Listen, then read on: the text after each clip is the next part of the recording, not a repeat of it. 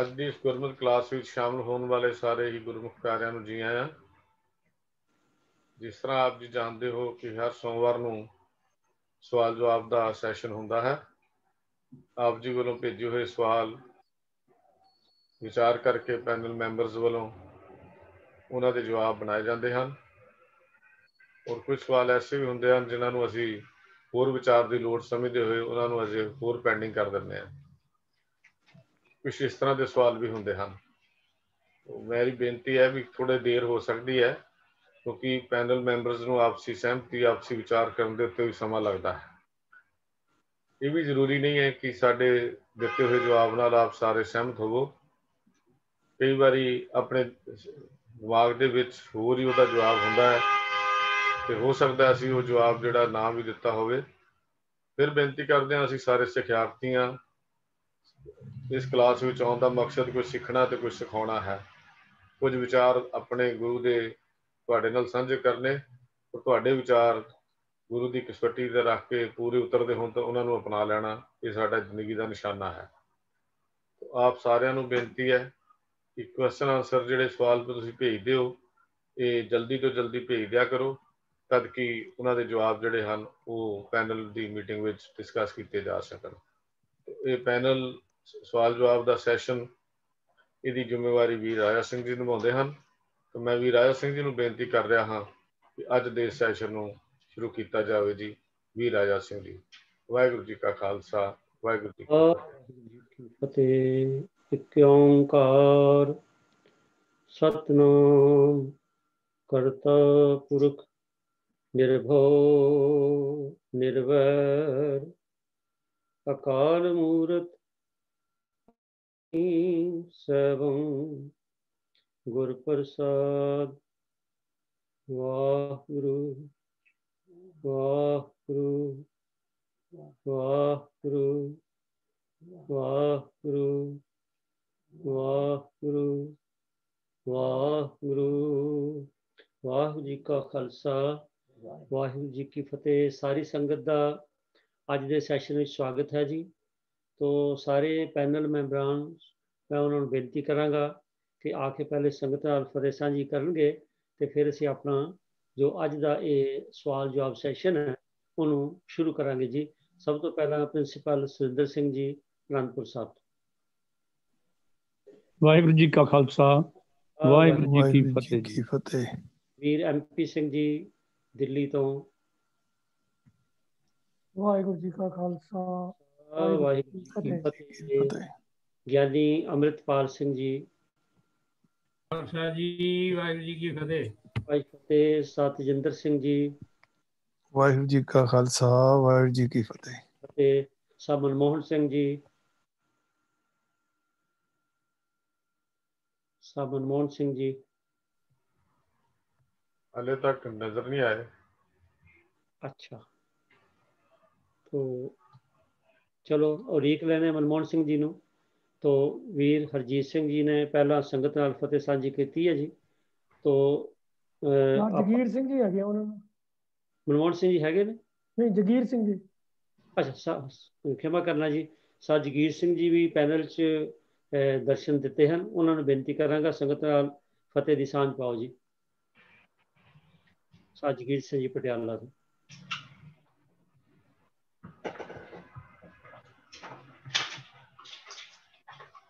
ਜਗੀਰ ਸਿੰਘ ਜੀ ਆਪਣੇ ਅਨਮਿਊਟ ਕਰ ਲਓ ਜੀ ਜਗੀਰ ਸਿੰਘ ਜੀ। ਹਾਂਜੀ, ਵਾਹਿਗੁਰੂ ਜੀ ਕਾ ਖਾਲਸਾ, ਵਾਹਿਗੁਰੂ ਜੀ ਕੀ ਫਤਿਹ। तो आओ सत्संगियों ਆਪਾਂ ਸਿੱਧਾ ਸਵਾਲਾਂ ਵੱਲ ਚੱਲਦੇ ਹਾਂ। तो ਸਵਾਲ ਵੱਖ-ਵੱਖ ਵਿਸ਼ਿਆਂ ਤੇ ਨੇ। तो ਸਭ ਤੋਂ ਪਹਿਲਾਂ ਇਹ ਜਿਹੜਾ ਸਵਾਲ ਲੈ ਰਹੇ ਹਾਂ ਜੀ ਸਾਧ ਸੰਗਤ, ਗੁਰਬਾਣੀ ਦੇ ਵਿੱਚ ਜਿਵੇਂ ਸ਼ੁੱਕਰਵਾਰ ਵੀਰ ਜਗੀਰ ਸਿੰਘ ਜੀ ਨੇ ਗੁਰਬਾਣੀ ਸ਼ੁੱਧ ਉਚਾਰਨ ਦੀ ਗੱਲ ਕੀਤੀ ਸੀ ਵੀ ਜੇ ਅੱਖਰ ਅੱਗੇ ਪਿੱਛੇ ਹੋ ਜਾਏ ਤਾਂ ਕਈ ਵਾਰੀ ਅਰਥ ਹੀ ਬਦਲ ਜਾਂਦੇ ਹਨ। ਤੇ ਇਸ ਕਰਕੇ ਗੁਰਬਾਣੀ ਦਾ ਪਾਠ ਕਰਨ ਲੱਗਿਆਂ ਸਾਨੂੰ ਬਹੁਤ ਹੀ ਸੁਚੇਤ ਹੋਣ ਦੀ ਲੋੜ ਹੈ ਕਿ ਅਸੀਂ ਉਹਦੀ ਪੰਕਚੁਏਸ਼ਨ ਦਾ ਵੀ ਧਿਆਨ ਧਰੀਏ। ਜਿੱਥੇ ਪ੍ਰੋਨਾਊਂਸੀਏਸ਼ਨ ਹੈ ਉੱਥੇ ਪੰਕਚੁਏਸ਼ਨ ਹੈ। ਤੇ ਤੀਜੀ ਗੱਲ ਜਿਹੜੀ ਜ਼ਰੂਰੀ ਹੈ ਉਹ ਸ਼ਬਦ ਜੋੜ ਹੈ। ਪਹਿਲਾਂ ਜਿਹੜੀਆਂ ਗੁਰਬਾਣੀਆਂ ਜਿਹੜੀਆਂ ਰੀੜਾਂ ਲੜੀਵਾਰ ਨੇ ਉਹਨਾਂ ਵਿੱਚ ਤਾਂ ਕਾਫੀ ਅਭਿਆਸ ਦੀ ਲੋੜ ਹੈ ਤੇ ਪਰ ਪਦਛੇਦ ਬੀੜਾਂ ਵਿੱਚ ਥੋੜ੍ਹਾ ਜਿਹਾ ਸਾਨੂੰ ਸਹੂਲਤ ਮਿਲ ਜਾਂਦੀ ਹੈ। ਹਾਲਾਂਕਿ ਸਾਨੂੰ ਜਿਹੜੀ ਲੜੀਵਾਰ ਬੀੜ ਹੈ ਉਹ ਵੀ ਉਹਦੇ 'ਤੇ ਵੀ ਸਾਨੂੰ ਜ਼ਰੂਰ ਪਾਠ ਕਰਨ ਦੀ ਲੋੜ ਹੈ, ਤਾਂ ਜੇ ਪਤਾ ਲੱਗ ਜਾਏ ਕਿ ਸਾਨੂੰ ਸ਼ਬਦ ਜੋੜ ਦਾ ਪਤਾ ਲੱਗਦਾ ਕਿ ਨਹੀਂ। ਪਰ ਇਹਦੇ 'ਚ ਇੱਕ ਪਦਛੇਦ ਕਰਨ ਲੱਗਿਆਂ ਥੋੜ੍ਹੀ ਜਿਹੀ ਸਮੱਸਿਆ ਇਹ ਆ ਗਈ ਸਾਧ ਸੰਗਤ ਜੀ, ਕਿ ਕਈ ਥਾਂ 'ਤੇ ਪਦਛੇਦ ਠੀਕ ਤਰ੍ਹਾਂ ਨਹੀਂ ਹੋਇਆ ਦਾ, ਔਰ ਵੱਖੋ ਵੱਖ ਤਰ੍ਹਾਂ ਕੁਝ ਨਾ ਕੁਝ ਫਰਕ ਆ ਜਾਂਦਾ। ਤਾਂ ਸ਼ਾਇਦ ਇਸ ਕਰਕੇ ਇਹ ਸਵਾਲ ਸਾਡੇ ਸਾਹਮਣੇ ਆਇਆ। ਸਵਾਲ ਆਇਆ ਸਾ ਇਸ਼ਪਿੰਦਰ ਸਿੰਘ ਜੀ ਪਟਿਆਲਾ ਤੋਂ। ਉਹ ਪੁੱਛਦੇ ਨੇ ਕਿ ਜਿਹੜਾ ਮੈਂ ਗੁਰਬਾਣੀ ਦੀ ਤੁਕ ਪੜ੍ਹ ਰਿਹਾ, ਤਾਂ ਤੇ ਅੰਗਦ ਅੰਗ ਸੰਗ ਪਿਓ ਸਾਇਰ, ਤਿੰਨ ਸ਼ਬਦ ਸੁਰਦ ਕੀ ਅੱਗੇ ਹਾਜੀ, ਨੰਨੇ ਨਿਭਿਆਰੀ ਬਾਬਾ, ਰਰਾ ਖੱਖੇ ਨੂੰ ਕੰਨਾ ਈੜੀ ਨਿਭਿਆਰੀ। ਇਹਨੂੰ ਨੀਵ ਰਖਾਈ ਪੜ੍ਹਨੀ ਹੈ ਤਾਂ ਜਾਂ ਕੀ ਪਹਿਲੇ ਲਾ ਕੇ ਕਿੰਨੀ ਵਿਰਖਾਈ ਪੜ੍ਹਨੀ। ਇਹ ਇੱਕ ਜੇ ਆਪਾਂ ਕਿੰਨੀ ਵਿਰਖਾਈ ਕਰਦੇ ਹਾਂ ਤੇ ਅਰਥ ਹੋਰ ਹੋ ਜਾਂਦੇ ਨੇ, ਤੇ ਨੀਵ ਰਖਾਈ ਦੇ ਅਰਥ ਹੋਰ ਹੋ ਜਾਂਦੇ ਨੇ। ਕਿਹੜੇ ਠੀਕ ਨੇ? ਮੈਂ ਬੇਨਤੀ ਕਰ ਰਿਹਾ ਗਿਆਨੀ ਅਮਰਤਪਾਲ ਸਿੰਘ ਜੀ ਨੂੰ ਵੀ ਕਿਰਪਾ ਕਰਕੇ ਸਾਨੂੰ ਦੱਸਣ ਵੀ ਕਿਹੜੇ ਠੀਕ। ਹਾਂਜੀ, ਵਾਹਿਗੁਰੂ ਜੀ ਕਾ ਖਾਲਸਾ ਜੀ, ਵਾਹਿਗੁਰੂ ਜੀ ਕੀ ਫਤਿਹ। ਇਹ ਕਿਉਂਕਿ ਇਸ ਤੁਕ ਦੇ ਵਿੱਚ ਤਾਂ ਤੇ ਅੰਗਦ ਅੰਗ ਸੰਗ ਭਇਓ ਸਾਇਰ, ਸਾਇਰ ਦਾ ਮਤਲਬ ਹੈਗਾ ਸਮੁੰਦਰ, ਤੇ ਅੱਗੇ ਹੈ ਤਿੰਨ ਸ਼ਬਦ ਸੁਰਤ ਜੇ ਕਰਾਂਗੇ ਕੀ ਨੀਂਵ ਰਖਾਈ। ਨੀਂਵ ਤੇ ਗੁਰੂ ਨਾਨਕ ਰੱਖ ਦਿੱਤੀ ਹੈ, ਪਰ ਇਥੇ ਸਮੁੰਦਰ ਦਾ ਜਿਹੜਾ ਦ੍ਰਿਸ਼ਟਾਂਤ ਦਿੱਤਾ ਗਿਆ ਹੈ ਉਹਦੇ ਅਨੁਸਾਰ ਵਰਖਾ ਹੀ ਇਸ ਸ਼ਬਦ ਦਾ ਅਰਥ ਕੱਢਣਾ ਜ਼ਰੂਰੀ ਬਣਦਾ ਹੈ। ਇਸ ਕਰਕੇ ਇਹਦਾ ਪਾਠ ਕੀਤਾ ਜਾਏਗਾ ਤਿੰਨ ਸ਼ਬਦ ਸੁਰਤ ਕਿੰਨੀ ਵਰਖਾਈ। ਸੁਰਤ ਦੇ ਤੇ ਸ਼ਬਦ ਦੀ ਵਰਖਾ ਕੀਤੀ। ਠੀਕ। ਤਾਂ ਤੇ ਅੰਗਦ ਅੰਗ ਸੰਗ ਭਇਓ ਸਾਇਰ, ਤਿੰਨ ਸ਼ਬਦ ਸੁਰਤ ਕਿੰਨੀ ਵਰਖਾਈ। ਇਸੇ ਤਰ੍ਹਾਂ ਪਾਠ ਦਾ ਅਰਥ ਸਪਸ਼ਟ ਹੋਏਗਾ ਔਰ ਸਾਰਥਕ ਵੀ ਬਣ ਜਾਏਗਾ। ਇਸ ਕਰਕੇ ਕਿੰਨੀ ਵਰਖਾਈ ਪਾਠ ਹੋਣਾ ਚਾਹੀਦਾ ਹੈ, ਨੀਂਹ ਵਰਖਾਈ ਨਹੀਂ ਹੋਣਾ ਚਾਹੀਦਾ। ਠੀਕ ਹੈ ਜੀ, ਗਿਆਨੀ ਜੀ ਨੇ ਸਪਸ਼ਟ ਕਰ ਦਿੱਤਾ ਹੈ ਕਿ ਨੀਂਵ ਰਖਾਈ ਨਹੀਂ, ਕੀਨੀ ਰਖਾਈ। ਤਾਂ ਦੇਖੋ ਸਾਧ ਸੰਗਤ, ਜੇ ਆਪਾਂ ਇੱਕ ਅੱਖਰ ਨੂੰ ਅੱਗੇ ਪਿੱਛੇ ਕਰ ਦਿੰਦੇ ਹਾਂ ਤਾਂ ਉਹਦੇ ਅਰਥ ਜਿਹੜੇ ਨੇ ਉਹ ਬਦਲ ਜਾਂਦੇ ਨੇ, ਸਮਝ ਨਹੀਂ ਪੈਣਗੇ। ਤਾਂ ਕਿਤਨੀ ਜ਼ਿਆਦਾ ਜ਼ਰੂਰਤ ਹੈ ਬਾਣੀ ਨੂੰ ਧਿਆਨ ਨਾਲ ਸੁਚੇਤ ਹੋ ਕੇ ਪੜ੍ਹਨ ਦੀ। ਤਾਂ ਗੱਲ ਤੇ ਚੱਲਦੀ ਹੈ ਸ਼ਬਦ ਸੁਰਤ ਦੇ ਮੇਲ ਦੀ, ਤੇ ਜੇਕਰ ਸਾਡੀ ਸੁਰਤੀ ਜਿਹੜੀ ਹੈ ਉਹਨੂੰ ਸ਼ਬਦ ਦੀ ਸਹੀ ਵਰਖਾ ਜਾਏਗੀ ਤਾਂ ਸਾਡੀ ਸੁਰਤੀ ਕੁਝ ਸਮਝੇਗੀ। ਸੋ ਇਸ ਕਰਕੇ ਸ਼ਬਦ ਜੋੜ ਜਿਹੜਾ ਇਹ ਬੜਾ ਜ਼ਰੂਰੀ ਹੈ, ਤੇ ਇਹਦੇ ਲਈ ਇੱਕੋ ਇੱਕ ਉਹਦਾ ਤਰੀਕਾ ਹੋਰ ਕੋਈ ਨਹੀਂ ਕਿ ਸਾਨੂੰ ਅਭਿਆਸ ਦੀ ਲੋੜ ਹੈ। ਜੇ ਅਸੀਂ ਇਹਨੂੰ ਕੈਜੂਅਲ ਤੌਰ ਤੇ ਕਦੀ ਪੜ੍ਹ ਲਿਆ ਕਦੀ ਨਹੀਂ। ਇਸੇ ਕਰਕੇ ਸਹਿਜ ਸਾਡੀ ਜੋ ਸਿੱਖ ਰਹਿਤ ਮਰਿਆਦਾ ਉਹਦੇ 'ਚ ਵੀ ਲਿਖਿਆ, ਔਰ ਹਰ ਸਿੱਖ ਨੂੰ ਹੁਕਮ ਹੈ ਕਿ ਉਹ ਆਪਣਾ ਸਹਿਜ ਪਾਠ ਹਰ ਵੇਲੇ ਜਾਰੀ ਰੱਖੇ। ਉਹਨੂੰ ਜਿਤਨਾ ਚਿਰ ਮਰਜ਼ੀ ਲੱਗ ਜਾਏ, ਪਰ ਸਹਿਜ ਪਾਠ ਜਿਤਨਾ ਸਮਾਂ ਰੋਜ਼ ਲੱਗਦਾ, 1 ਪੰਨਾ 2 ਪੰਨੇ 10 ਪੰਨੇ 20 ਪੰਨੇ, ਉਹ ਸਾਨੂੰ ਕਰਦੇ ਰਹਿਣੇ ਚਾਹੀਦੇ, ਤਾਂ ਜੇ ਇਹ ਸਾਡਾ ਜਿਹੜਾ ਰੁਝਾਨ ਹੈ ਬਣਿਆ ਰਹੇ। ਤੇ ਪਾਠ ਕਰਾਂਗੇ ਤੇ ਜਿੱਥੇ ਸਾਨੂੰ ਕੋਈ ਕਨਫਿਊਜ਼ਨ ਆਏਗਾ ਅਸੀਂ ਕਿਸੇ ਸਿਆਣੇ ਤੋਂ ਪੁੱਛ ਸਕਦੇ ਹਾਂ। ਧੰਨਵਾਦ ਗਿਆਨੀ ਜੀ ਆਪ ਜੀ ਦਾ। ਤਾਂ ਆਓ ਸਾਥ ਸੰਗਤ ਜੀ, ਅਗਲਾ ਜਿਹੜਾ ਸ਼ਬਦ ਹੈ ਉਹ ਵੀ ਹੈਲੋ ਰਾਜਾ ਸਿੰਘ ਜੀ, ਜੀ ਮੈਂ ਦੋ ਗੱਲਾਂ ਕਰਨਾ ਚਾਹੁੰਦਾ ਇਸ ਦੇ ਬਾਰੇ ਜੀ। ਇੱਕ ਤੇ ਹੈ ਕਿ ਜਿਹੜੀ ਸ਼ਬਦ ਸੁਰ ਦੀ ਵਰਖਾ ਕੀਤੀ ਹੈ, ਇਹ ਅਰਥ ਠੀਕ ਹਨ ਜਿਵੇਂ ਗਿਆਨੀ ਜੀ ਨੇ ਕੀਤੇ ਹਨ, ਔਰ ਇਸ ਦਾ ਸ਼ਬਦ ਦਾ ਅਰਥ ਬਣਦਾ ਹੈ ਕਿ ਸ਼ਬਦ ਦੇ ਧਿਆਨ ਦੀ ਖੁੱਲੀ ਵੰਡ ਗੁਰੂ ਅੰਗਦ ਦੇਵ ਪਾਤਸ਼ਾਹ ਜੀ ਨੇ ਕੀਤੀ। ਦੂਸਰੀ ਜਿੱਥੇ ਵਿਆਕਰਨ ਦੀ ਗੱਲ ਹੈ ਕਿ ਤਿੰਨ ਸ਼ਬਦ ਸੁਰਤ ਕੀ ਨੀਂਵ ਰਖਾਈ। ਜੇ ਨੀਂਵ ਨੂੰ ਮੰਨਿਆ ਜਾਏ ਤੇ ਵਵੇ ਦੇ ਥੱਲੇ ਔਂਕੜ ਨਹੀਂ ਹੈ, ਬਹੁਤ ਸਾਰੀਆਂ ਨੀਂਵਾਂ ਨਹੀਂ ਰਖਾਈਆਂ ਗਈਆਂ।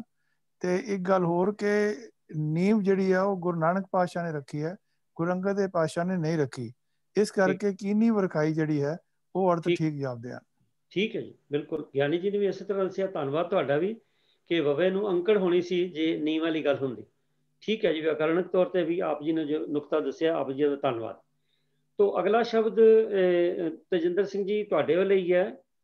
ਤੋਂ ਉਹਦੇ 'ਚ ਇਸ ਤਰ੍ਹਾਂ ਸਾਧ ਸੰਗਤ ਮੈਂ ਬੇਨਤੀ ਕਰਦੇ ਹਾਂ ਕਿ ਜਿਹੜੇ ਅੱਖਰ ਨੇ ਉਹਨਾਂ ਦਾ ਭਾਵੇਂ ਇੱਕੋ ਹੀ ਸੇਮ ਅੱਖਰ ਹੋਵੇ, ਪਰ ਕਈ ਵਾਰੀ ਉਹਦੇ ਵਿਆਕਰਣਕ ਤੌਰ ਤੇ ਅਰਥਾਂ 'ਚ ਫਰਕ ਪੈ ਜਾਂਦਾ।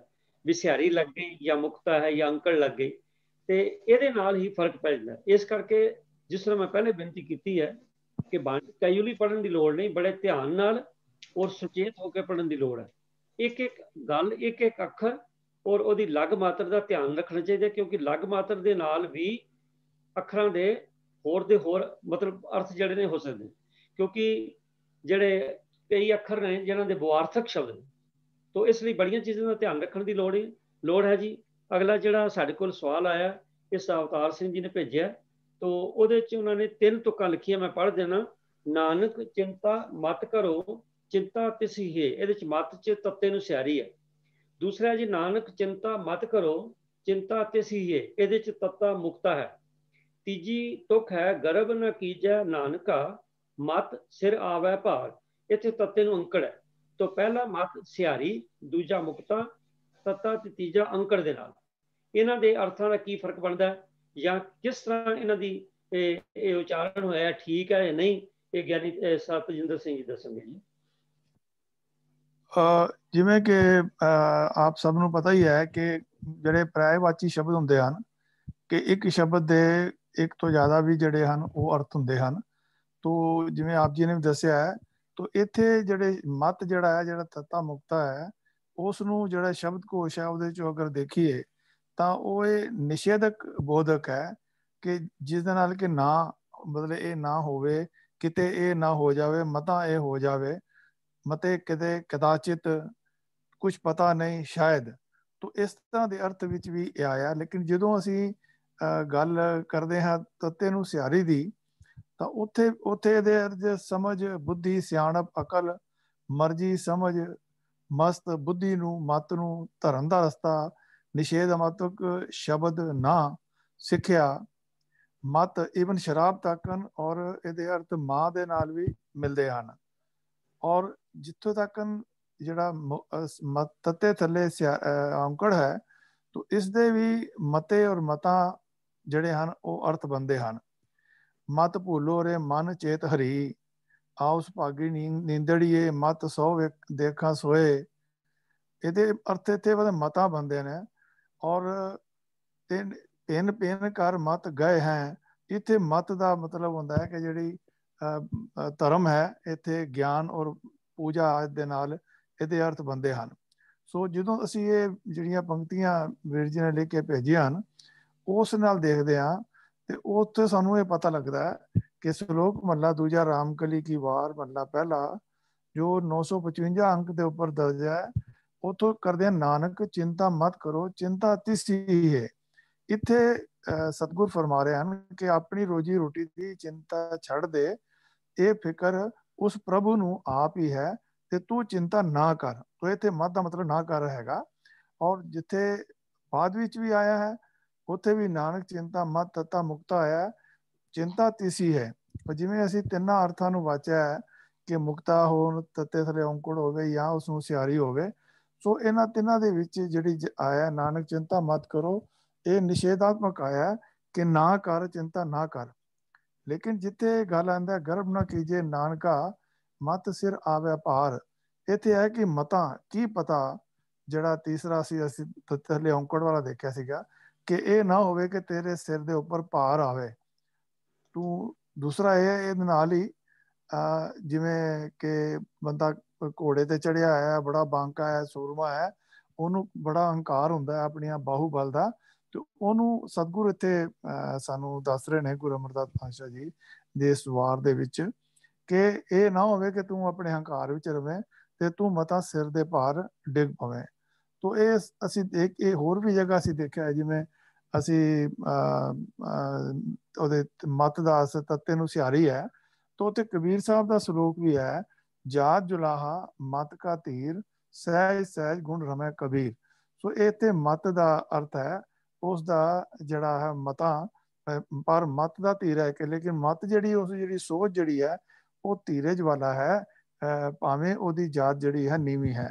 ਤੋ ਅਸੀਂ ਦੇਖਦੇ ਹਾਂ ਕਿ ਇਹਨਾਂ ਤਿੰਨਾਂ ਦੇ ਵਿੱਚ ਅਲੱਗ-ਅਲੱਗ ਭਾਵ ਹਨ, ਔਰ ਅਲੱਗ-ਅਲੱਗ ਦੋ ਜਗ੍ਹਾ ਤੇ ਇੱਕੋ ਜਿਹੇ ਭਾਵ ਵਿੱਚ ਆਇਆ ਹੈ, ਔਰ ਤੀਸਰੀ ਜਗ੍ਹਾ ਦੇ ਉੱਪਰ ਆਇਆ ਉਸ ਨਿਸ਼ੇਧਾਤਮਕ ਆਇਆ, ਮਤਾਂ ਆਇਆ, ਔਰ ਫਿਰ ਕਬੀਰ ਸਾਹਿਬ ਦੇ ਸਲੋਕ ਦੇ ਅੰਦਰ ਆਇਆ ਉਹ ਮਤ ਦਾ ਤੀਰ ਹੈ, ਉਹ ਸੋਚ ਦਾ ਜਿਹੜਾ ਹੈ ਉਹ ਬੜਾ ਗੈਰ ਗੰਭੀਰ ਹੈ। ਆਸ ਹੈ ਵੀਰ ਜੀ ਨੂੰ ਇਸ ਗੱਲ ਦਾ ਜਿਹੜਾ ਹੈ ਅਰਥ ਪਤਾ ਲੱਗ ਗਏ ਹੋਣਗੇ। ਤੇ ਕਿਸੇ ਹੋਰ ਵੀਰ ਨੇ, ਕਿਸੇ ਸਿੰਘ ਨੇ ਇਹਦੇ ਚ ਐਡ ਕਰਨਾ ਹੋਵੇ ਤੇ ਉਹਦੇ ਸਾਡੇ ਵੀ ਗਿਆਨ ਵਿੱਚ ਵਾਧਾ ਹੋਏਗਾ। ਵਾਹਿਗੁਰੂ ਜੀ ਕਾ ਖਾਲਸਾ, ਵਾਹਿਗੁਰੂ ਜੀ ਕੀ ਫਤਿਹ। ਧੰਨਵਾਦ ਹੈ ਜੀ, ਆਪ ਜੀ ਨੇ ਤਿੰਨਾਂ ਤੁਕਾਂ ਦੀ ਸਾਨੂੰ ਗਿਆਤਾ ਕਰਾਈ ਹੈ, ਬਹੁਤ ਬਹੁਤ ਮਿਹਰਬਾਨੀ। ਤੋਂ ਸਾਧ ਸੰਗਤ ਜੀ, ਜੋ ਆਪਾਂ ਰੋਜ਼ਾਨਾ ਅਰਦਾਸ ਕਰਦੇ, ਆਪਣੀ ਪਿਕਚਰ ਔਨ ਕਰੋ। ਉਹ ਮੇਰੇ ਕੁਝ ਲੈਪਟਾਪ 'ਚ ਹੈ ਜੀ, ਆਪਣੇ ਆਪ ਆਫ ਹੋ ਜਾਂਦੀ ਹੈ, ਹੁਣ ਹੋ ਗਈ, ਤੇ ਕੁਛ ਪ੍ਰੋਬਲਮ ਚੱਲ ਰਹੀ ਹੈ ਜੀ। ਤੋਂ ਸਾਧ ਸੰਗਤ ਜੀ, ਮੈਂ ਬੇਨਤੀ ਕਰ ਰਿਹਾ ਸਾਂ ਕਿ ਆਪਾਂ ਨਿਤ ਅਰਦਾਸ ਕਰਦੇ ਹਾਂ, ਔਰ ਆਪਾਂ ਦੇਖਿਆ ਹੋਣਾ ਕਿ ਅਰਦਾਸ ਜਿਹੜੀ ਹੈ ਉਹ ਕਈ ਵਾਰੀ ਜੇ ਖਾਸ ਕਰਕੇ ਆਪਾਂ ਕਿਤੇ ਡੇਰਿਆਂ ਤੇ ਜਾਂਦੇ ਹਾਂ ਜਾਂ ਉੱਥੇ ਜਿਹੜੀ ਅਰਦਾਸ ਹੁੰਦੀ ਹੈ, ਈਵਨ ਗੁਰਦੁਆਰਾ ਵਿੱਚ ਵੀ ਅਰਦਾਸ ਥੋੜਾ ਭਿੰਨਤਾ ਹੈ। ਇਹਨੂੰ ਇੱਕ ਸਾਰਤਾ ਲਿਆਉਣ ਲਈ ਸਿੱਖ ਰਹਿਤ ਮਰਿਆਦਾ ਦੇ ਵਿੱਚ ਅਰਦਾਸ ਦਾ ਪੂਰਾ ਮਜ਼ਮੂਨ ਦਿੱਤਾ ਕਿ ਜੇ ਆਪਾਂ ਸੰਗਤੀ ਰੂਪ ਵਿੱਚ ਅਰਦਾਸ ਕਰਨੀ ਹੈ ਤਾਂ ਉਹਦਾ ਇਹ ਮਜ਼ਮੂਨ ਹੋਣਾ ਚਾਹੀਦਾ। ਹੋਰ ਕੋਈ ਭਾਵ ਨਹੀਂ ਹੈ, ਅਰਦਾਸ ਸੇ ਕੋਈ ਵੀ ਕਰ ਸਕਦਾ, ਆਪਣੇ ਮਨ ਨਾਲ ਆਪਾਂ ਆਪਣੇ ਪਾਤਸ਼ਾਹ ਜੀ ਨਾਲ ਗੱਲ ਕਰਨੀ ਹੁੰਦੀ ਹੈ, ਅਰਦਾਸ ਦਾ ਮਤਲਬ ਇਹ ਹੈ। ਤੋ ਜਿਹੜੀ ਤਾਂ ਸਾਡੀ ਵਿਅਕਤੀਗਤ ਅਰਦਾਸ ਹੈ ਉਹ ਤੇ ਜਿਹੜੇ ਉਹਦੇ ਲਈ ਕੋਈ ਅੱਖਰਾਂ ਦੀ ਬੰਦਿਸ਼ ਨਹੀਂ ਹੈ, ਜੋ ਮਰਜ਼ੀ ਕਹੀਏ। ਪਰ ਜਿਸ ਵੇਲੇ ਸੰਗਤੀ ਅਰਦਾਸ ਕਰਦੇ ਉਹਦੇ ਲਈ ਸਾਨੂੰ ਇੱਕ ਸੁਰਤਾ ਇੱਕ ਸਾਰਤਾ ਚਾਹੀਦੀ ਹੈ, ਜਿਹੜੀ ਸਿੱਖ ਰਹਿਤ ਮਰਿਆਦਾ 'ਚ ਹੈ। ਪਰ ਇਸ ਦੇ ਬਾਵਜੂਦ ਵੀ ਕੀ ਦੇਖਣ 'ਚ ਆਇਆ ਕਿ ਜਾਂ ਤੇ ਮੈਨੂੰ ਖਿਮਾ ਕਰਨਾ ਵੀ ਸਾਡੀ ਲਾਪਰਵਾਹੀ ਹੈ, ਵੀ ਅਸੀਂ ਉਹਨੂੰ ਧਿਆਨ ਨਹੀਂ ਦਿੰਦੇ ਤੇ ਅਸੀਂ ਆਪਣੀ ਮਰਜ਼ੀ ਨਾਲ ਕੁਝ ਚੀਜ਼ਾਂ ਉਹਦੇ 'ਚ ਸ਼ਾਮਿਲ ਕਰ ਲੈਂਦੇ।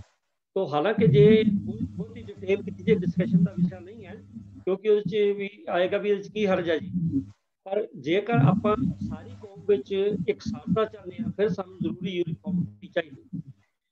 ਪਰ ਉਸ ਦੇ ਬਾਵਜੂਦ ਦੇਖਣ 'ਚ ਆਇਆ ਕਿ ਸਿੱਖ ਰਹਿਤ ਮਰਿਆਦਾ ਜਿਹੜੀ ਅਰਦਾਸ ਦਿੱਤੀ ਹੈ ਉਹਦੇ ਵਿੱਚ ਜਿਹੜੇ ਕੁਝ ਅੱਖਰ ਨੇ ਉਹਨਾਂ ਦੀ ਸਾਨੂੰ ਪ੍ਰਚਾਰ ਕਰਨ ਦੀ ਲੋੜ ਹੈ, ਦੱਸਣ ਦੀ ਲੋੜ ਹੈ ਸੰਗਤਾਂ ਨੂੰ ਕਿ ਉਹਨਾਂ ਦੇ ਅੱਖਰਾਂ ਦੇ ਭਾਵ ਕੀ ਹੈ।